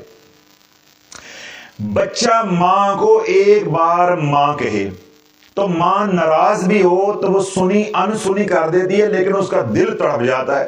بچہ دوسری بار ماں کو ماں کہتا ہے تو کیا ہوتا ہے کہ ماں تڑپ جاتی ہے، اب ناراض ہے، کہتی ہے نہیں اس کی تربیت نہیں ہوگی اگر میں نے جواب دے دیا، لیکن وہ تڑپ جاتی ہے۔ بچہ جب تیسری بار ماما کہہ کے پکارتا ہے، ماں کو آواز دیتا ہے تکلیف میں، تو ماں اوپر سے بے شک سنی انسنی کر دے، لیکن اس کے دل جو ہے وہ خون کے آنسو روتا ہے۔ پھر وہ ماں رات کو نیند نہیں آ رہی، لمبی تان کے منہ پہ چادر ڈال کے لیٹ جاتی ہے، بچہ رو رہا ہے، تو ماں کہتی ہے نہیں اس کی تربیت کے لیے بہتر تاکہ اس کو سبق مل جائے، لیکن اندر سے ماں بھی رو رہی ہوتی ہے۔ پھر وہی بچہ اٹھ کے جب ماں کے پاؤں پکڑ لیتا ہے تو ماں کے سارے اصول ٹوٹ جاتے ہیں، سارے ضوابط ختم ہو جاتے ہیں، سارے کلیے ختم ہو جاتے ہیں، محبت جیت جاتی ہے، سارے اصول ختم ہو جاتے ہیں۔ ابھی تھوڑی دیر پہلے ماں نے اتنا مارا، بدوئیں دیں، دھکے مارے، نکل جا میرے گھر سے، نکل جا میرے گھر سے، تو میرا ہے ہی نہیں، دفع ہو جا، میں تیری شکل نہیں دیکھنا چاہتی۔ اور اب ماں نے جو ہی اس نے جا کے ماں کے پاؤں پکڑی، ماں مجھے معاف کر دے، تو ماں نے سارے اصول ایک طرف کر دی اور اپنی چھاتی کے ساتھ لگا لیا۔ تو جو 70 ماؤں سے بھی زیادہ پیار کرنے والا ہے، جب تو وظائف سے توبہ کر کے، گناہوں سے توبہ کر کے اس کی بارگاہ میں آ کے کہے گا ربنا اغفر لی ربنا اغفر لی ربنا اغفر لی ولوالدی وللمؤمنین یوم یقوم الحساب، کیا وہ تجھے خالی موڑ دے گا؟ معاذ اللہ تو نے اپنے رب کو اپنی ماں سے بھی حقیر جانا ہے، ماں سے بھی ادنا جانا ہے کہ ماں روتی بھی ہے، دکھی بھی ہوتی ہے، گلے بھی لگاتی ہے، اور جو ہمارے سے خطا ہوئی ہوتی ہے اولاد سے وہ معاف بھی کر دیتی ہے۔ تو جو 70 ماؤں سے زیادہ پیار کرنے والا ہے، جو قرآن میں گلہ اتار رہا ہے، یا ایھا الانسان ما غرک بربک الکریم، اے بندے تو اپنے کریم رب کو چھوڑ کے کدھر چلا گیا ہے، کدھر چلا گیا؟ تو اللہ بولو اس عمل کو، یعنی ان 2 دعاؤں کو، میں نے کیا بات کہی ہے، دعاؤں کو دعا رہنے دینا ہے، ان کو ورد نہیں بنانا۔ ہم نے کوئی تعداد پوری کر کر کے کوئی شیلفوں پہ نہیں جوڑنی. ہم نے اس دعا کو دعا کے درجے میں رہنے دینا ہے, اسی زمرے میں رہنے دینا ہے. فجر کی نماز کے بعد بیٹھ جائے, ایک تسبیح درود پاک کی کرے, 70 بار پڑھ لے, 100 بار نہیں 70 بار پڑھ لے. میں نے کیا کہا ہے, 25 بار پڑھ لے. جو ہی آپ کی تان اللہ سے جڑ جائے, بس پھر رب سے اپنی مرضی کے فیصلے کروا لو, اپنی بخشش بھی کروا لو, اپنے والدین کو بھی بخشوا لو اور امت کو بھی بخشوا لو. تو جو رب تیری دعاؤں پہ اتنے بڑے فیصلے کر دے گا, تیری بچی کا رشتے رہنے دے گا, تیری اولاد کو نافرمان رہنے دے گا, یا تیری اولاد کو بے روزگار رہنے دے گا, یا تیرے گھر میں جادو ٹونا رہنے دے گا, یا تیرے اوپر رجت کے اثرات رہنے دے گا, یا تیرے اوپر کالی نظر حسرت کی نظر کے اثرات رہنے دے گا, یا تیری اولاد نافرمان ہے تو تیری اولاد کو نافرمان رہنے دے گا, یا میاں بیوی کے اندر نچاکی ہے تو اللہ نفرتیں رہنے دے گا. اللہ والوں کا بھی خود تو سوچو. جو رب تیری التجا کے اوپر تیری بخشش کر رہا ہے, تیرے والدین کو بخش رہا ہے, حضور کی امت کو بخش رہا ہے, ایمان والوں کو بخش رہا ہے, مومنین مومنات کو بخش رہا ہے, تو کیا تجھے دنیا دینے پہ وہ قادر نہیں ہے؟ پہلے دنیا دے گا, بلکہ تاکہ تجھے سکون ہو جائے, تجھے اطمینان ہو جائے کہ جس رب کو میں پکارتا ہوں وہ میری پکار سنتا بھی ہے, وہ عطا کرتا بھی ہے. پھر اس عمل کو زور کی نماز کے بعد کریں, اس عمل کو مغرب کی نماز کے بعد کریں, عصر کی نماز, یعنی 5 نمازوں میں کریں. پھر جس وقت گھر میں آسانی ہے اس عمل کو دن میں 500 بار کریں. وضو کے ساتھ کریں, بغیر وضو کریں, پاکی کے ساتھ کریں, ناپاکی کے ساتھ کریں. رجت کے مریض ہیں تب کریں, جادو کے مریض ہیں تب کریں. کوئی دوسرا وظیفہ کرنے کی ضرورت نہیں ہے. اور ساتھ جو اللہ نے دیا ہے اس میں سے کچھ اللہ کی راہ میں خیرات کریں. یہ دونوں اعمال جو اللہ نے تقدیر بدلنے کے لیے اپنے محبوب کو عطا کی, ان پہ عمل کرو. تمام وظائف سے جان چھوٹ جائے گی, زندگی بھی ہلکی سکھی ہو جائے گی, اور آخرت بھی انشاءاللہ عالی شان ہو جائے گی. تو یہ اس عمل کی تمام آپ حضرات کو اجازت ہے جنہوں نے توبہ کر لی ہے, اور جو ابھی سوچ رہے ہیں وہ بیان کو بار بار سنیں سمجھیں. اگر بات سمجھ آ جائے تو ان کو بھی اجازت ہے وہ بھی یہ عمل کریں.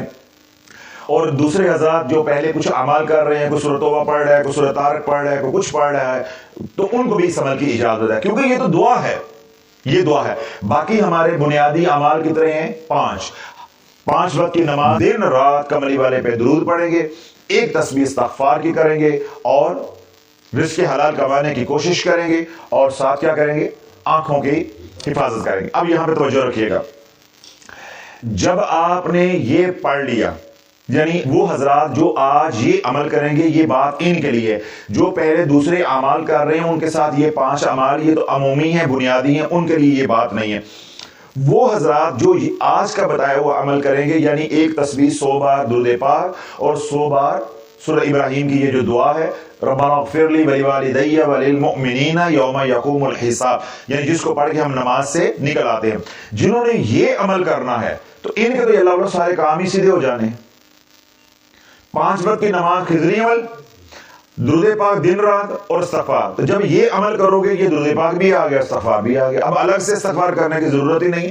جب آپ نے کہہ دیا ربنا اغفر لی, تو آپ نے اپنے لیے بھی توبہ کر لی, ولی والدیہ, ماں باپ کو بھی بخشوا لیا, وللمؤمنین, اور ایمان والوں کی بھی کروا لیا. تو آپ کی تو 5 گھی سر کڑائی میں ہے. تو اللہ والوں یہ ایسا جمالی عمل ہے جو اللہ نے اپنے محبوب علیہ الصلوۃ والسلام کی زلفوں کے صدقے ہمیں عطا کی ہے, قرآن کے صدقے ہمیں جو ملا ہے.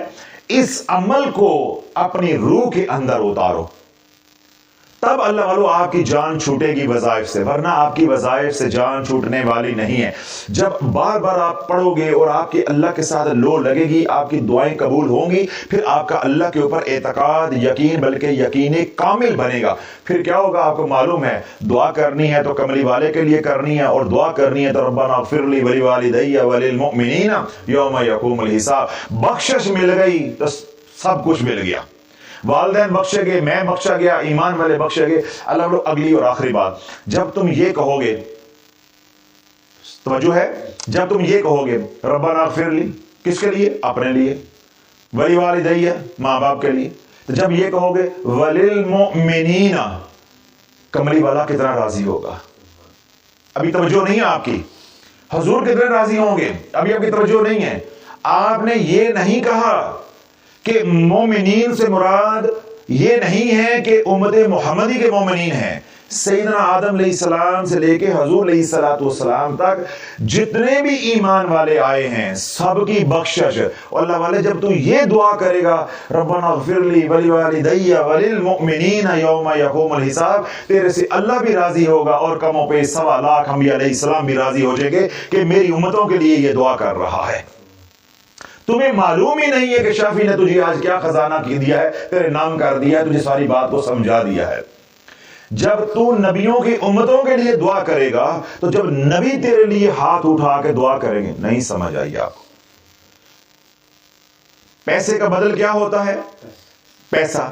بد دعا کا بدل کیا ہوتا ہے؟ بد دعا. ہدیے کا بدل کیا ہوتا ہے؟ ہدیہ. تو دعا کا بدل کیا ہوگا؟ دعا. تو جب تو نبیوں کی امتوں کے لیے دعا کرے گا تو نبی تیرے لیے دعا کریں گے. تو کسی ایک نبی کے بھی ہاتھ اٹھ گئے تو اللہ والے تیری تو قیامت تک کے لیے نسلیں جو ہے وہ بخشی جائیں گی. تو تیرے لیے تو حضور کے ہاتھ اٹھیں گے اور تیرے لیے تو 1.25 لاکھ انبیاء علیہ السلام کے ہاتھ اٹھیں گے. کیوں؟ تو صرف اپنے لیے اور والدین کے لیے نہیں مانگ رہا, کیونکہ تو یا میں یا میرے والدین امت محمدی کے ہیں. آگے رب ہمیں کیا سکھا رہا ہے؟ وللمؤمنین, تمام ایمان والے. سیدنا آدم علیہ السلام سے لے کے حضور علیہ السلام تک, حضور علیہ السلام سے لے کے پھر قیامت تک تمام انبیاء بھی شامل, تمام صالحین بھی شامل, تمام اولیاء اللہ بھی شامل, تمام مومنین بھی شامل, تمام مسلمین مسلمات سب اس میں شامل ہیں. تو جب اللہ والے تو یہ دعا کرے گا تجھے معلوم ہی نہیں ہے کہ میں کتنے ہاتھ پا بیٹھا ہوں, تجھے پتہ ہی کوئی نہیں ہے کہ میں کتنے ہاتھ پا بیٹھا ہوں. اللہ رحمت کے وہ موگے کھولے گا, رحمت کے وہ دروازے کھولے گا جو تجھے آج تک کسی نے بتائے نہیں ہیں, نہ سمجھائے ہیں, نہ تیری سمجھ میں آئے ہیں, نہ یہ طریقہ دکھایا ہے, نہ اس رستے پہ کسی نے تجھے چلایا ہے. تجھے کس پہ چلایا ہے؟ سورہ یاسین 7 مبینوں کے ساتھ پڑھو. ہوں ایک نئی آئٹم آ گئی ہے سورہ یاسین 8 مبینہ دے نال, یعنی اگلی سورت کا پہلا مبین ساتھ جوڑ کے سورہ صفات کا 8 مبینوں کے ساتھ پڑھو تاکہ 7ویں دن تو پھڑک جائیں, 8ویں دن تیرے کل بھی ہو جائے نال ہے. ایسے ایسے وظائف گھڑ گھڑ کے امت کو دیے ہیں کہ امت کا بیڑا غرق کر کے رکھ دیا ہے. جو اللہ نے قرآن اتارا, اپنے محبوب کی تعلیم ہمارے تک پہنچائی, آج امت کو وہ اعمال پسند نہیں ہے کیونکہ حضور کی غلامی پسند نہیں ہے, حضور کی غلامی پسند نہیں ہے. تو میں نے آپ کو دلیل کے ساتھ بات سمجھائی ہے, عقلی دلیل بھی دی ہے, علمی دلیل بھی دی ہے کہ ہدیے کا بدل ہدیہ ہے, گالی کا بدل گالی ہے, بد دعا کا بدل بد دعا ہے, اور دعا کا بدل دعا ہے. جب تو حضور کی امت کے لیے دعا کرے گا حضور تیرے لیے دعا کریں گے. جب تو تمام انبیاء علیہ السلام کی امتوں کے لیے دعا کرے گا اور انبیاء علیہ السلام بھی اس میں شامل ہیں, تو وہ تیرے لیے جب ہاتھ اٹھا دیں گے, تیری پانچوں گھی سرکڑائی میں ہونے سے کون روک سکتا ہے؟ تیری دنیا بھی اللہ بنا دے گا اور تیری آخرت بھی بنا دے گا. شرط یہ ہے کہ بس اللہ یہ بات میرے دل میں بھی اور تیرے دل میں بھی, سننے والوں کے دل میں کسی طرح اتار دے, اللہ الفاظ کے اندر وہ تاثیر ڈال دے کہ ہمیں اللہ عمل کی توفیق عطا فرما دے. اللہ رب العزت مجھے بھی آپ کو اس عمل کی توفیق عطا فرمائے کہ ہم چلتے پھرتے اٹھتے بیٹھتے اپنے والدین کے لیے, مومنین کے لیے بخشش کی دعا کریں. اللہ بلو حضور علیہ السلام نے ارشاد فرمایا, مولا علی کا بھی یہ قول ہے کہ جو والدین کے لیے بخشش کی دعا چھوڑ دیتا ہے اللہ اس کے رزق کے دروازوں کو بند کر دیتا ہے. تو آج جب یہ عمل کرو گے, اسی بہانے جو مصیبتوں میں پھنسے ہوئے, اسی بہانے جب عمل کرو گے, والدین کے لیے دعائیں شروع ہو جائیں گی, تیرے گھر میں ریل پیل ہو جائے گی, تیرے گھر میں رزق کی ریل پیل ہو جائے گی, تیری پریشانیاں دور ہو جائیں گی. قبر میں تیرے ماں باپ بھی سکھی ہوں گے, ہاتھ اٹھا کے عالم برزخ میں تیرے لیے دعائیں کریں گے کہ ادھر سے ٹھنڈی ہوا آ رہی ہے, میرا بیٹا میری بیٹی دن میں 500 مرتبہ میری بخشش کی دعا کرتی ہے. کسی کے دروازے پہ 3 بار دستک دی جائے تو اگر وہ نسلی ہو, اصلی ہو, تو دروازہ توڑ کے باہر آ جاتا ہے. تو رحیم اور کریم کے در پہ دن میں 5 تسمیہ کر, ہر نماز کے بعد 100 بار اور 500 مرتبہ اپنے والدین کی مغفرت مانگ. تیرے والدین جہنمی بھی ہوں گے, ازلی طور پہ بھی اللہ نے لکھا ہوگا, جتنے بھی گناہ کر کے مرے ہوں گے اللہ پھر بھی پار لگا دے گا. جن ماں باپ کی اولاد دن میں 500 مرتبہ دعا کرنے والی ہو, اور آج ہماری اولاد کو مولویوں نے پیروں کی طرف لگا دیا ہے, بس برسی کر لو اینی خیر ہے. کیوں برسی کرو گے سانو ہی کچھ آئے گا, تے راتاں نو اٹھ کے کہو گے ربنا اغفر لی ولوالدی, تو سانو کی ملنا ہے. تو لو پیروں کو مولویوں کو سانو ذرا سمجھنے کی کوشش کرو, ہماری برادری کو سمجھنے کی کوشش کرو. یہ تمہیں وہاں لے جا کے مارے گی، پانی دا کوٹ نہیں ملے گا اتھے۔ ایسے کائیاں چیز یہ ہوتے ہیں، ایک نمبر کے جاہل، نہ سکول کی تعلیم، نہ کسی مدرسے کی تعلیم، ریڑھی ٹانگے چلانے والے، محنت مزدوریاں کرنے والے، دین سے بالکل دور۔ کل تک آپ خانقاہ نہیں آئے تھے، آپ کے پاس کیا دین کا علم تھا؟ کچھ نہیں تھا، دین سے بالکل فارغ لوگ تو کیا ہے، پڑھے لکھوں کو پاگل بنایا ہوا ہے، جن کے پاس پی ایچ ڈی کی ڈگریاں انہیں پاگل بنایا، ڈاکٹر انجینئر کو پاگل بنایا ہوا ہے۔ ملتان کا ایک پیر تھا، اس نے آدھی فوج کو پاگل بنایا ہوا تھا، میجر جنرل لیول کے لوگ جو ہے اس کے مرید ہوئے یعنی فوج کو، جو فوج دنیا کو نکیل ڈالتی ہے، جو ایجنسیاں ہماری دنیا کو نکیل ڈالتی ہیں، دنیا کو پڑھنا سکھاتی ہیں، او پیر انہوں نے پڑھنا سکھان دیا سی۔ کیا ہے؟ ختم اللہ علی قلوبہم وعلی سمعہم وعلی ابصارہم۔ جب اللہ ناراض ہو جاتا ہے پھر اللہ ایسے لوگوں کو مسلط کر دیتا ہے، ایسے لوگوں کو مسلط کر دیتا ہے۔ تو پیروں نے ہمیں کدھر لگا دیا؟ برسی کر لو۔ یہ نہیں سمجھایا کہ ربنا اغفر لی ولوالدی وللمؤمنین یوم یقوم الحساب۔ تو دن رات پڑھ، ماں باپ کو بخشواتے تو خود بھی بخشا جائے گا، اللہ تیری نسلوں کو بھی بخش دے گا۔ اللہ لوگ اگر چاہتے ہیں اولاد فرما بردار ہو، میرے گھر میں اللہ کے ولی پیدا ہوں، حضور کے غلام پیدا ہوں، رزق کی فراوانی ہو، بیماریاں دور ہوں، پریشانیاں دور ہوں، گھر میں لڑائی جھگڑے ہیں تو ختم ہو، بچیاں گھر آ کے بیٹھی ہیں تو ان کے گھر بس جائے۔ بس اس عمل کو اپنی زندگی کا حصہ بنا لینا، اس کے ساتھ کوئی دوسرا عمل نہیں کرنا۔ وہی 5 اعمال جو بتاتا ہوں وہ بس کرنے ہیں، ساتھ یہ عمل کرنا ہے۔ انشاءاللہ العزیز اللہ پاک آپ کی جولیاں بھر دے گا، آپ کو رنگ قلیل عرصے میں اللہ لگا دے گا۔ اللہ مجھے بھی آپ کو اس عمل کی توفیق عطا فرمائے۔ جو سوشل میڈیا پہ سن رہے اللہ انہیں بھی اس عمل کی توفیق عطا فرمائے۔ آپ حضرات کو بھی اجازت ہے جو سوشل میڈیا پہ سنیں انہیں بھی اجازت ہے۔ مالک ہماری اس کوشش کو، محنت کو قبول منظور فرمائے۔ سلسلہ عالیہ قادریہ شافیہ کے فیضان سے اللہ ساری امت کو فیض یاب فرمائے۔ سبحان ربک رب العزت عما یصفون وسلام علی المرسلین والحمد للہ رب العالمین۔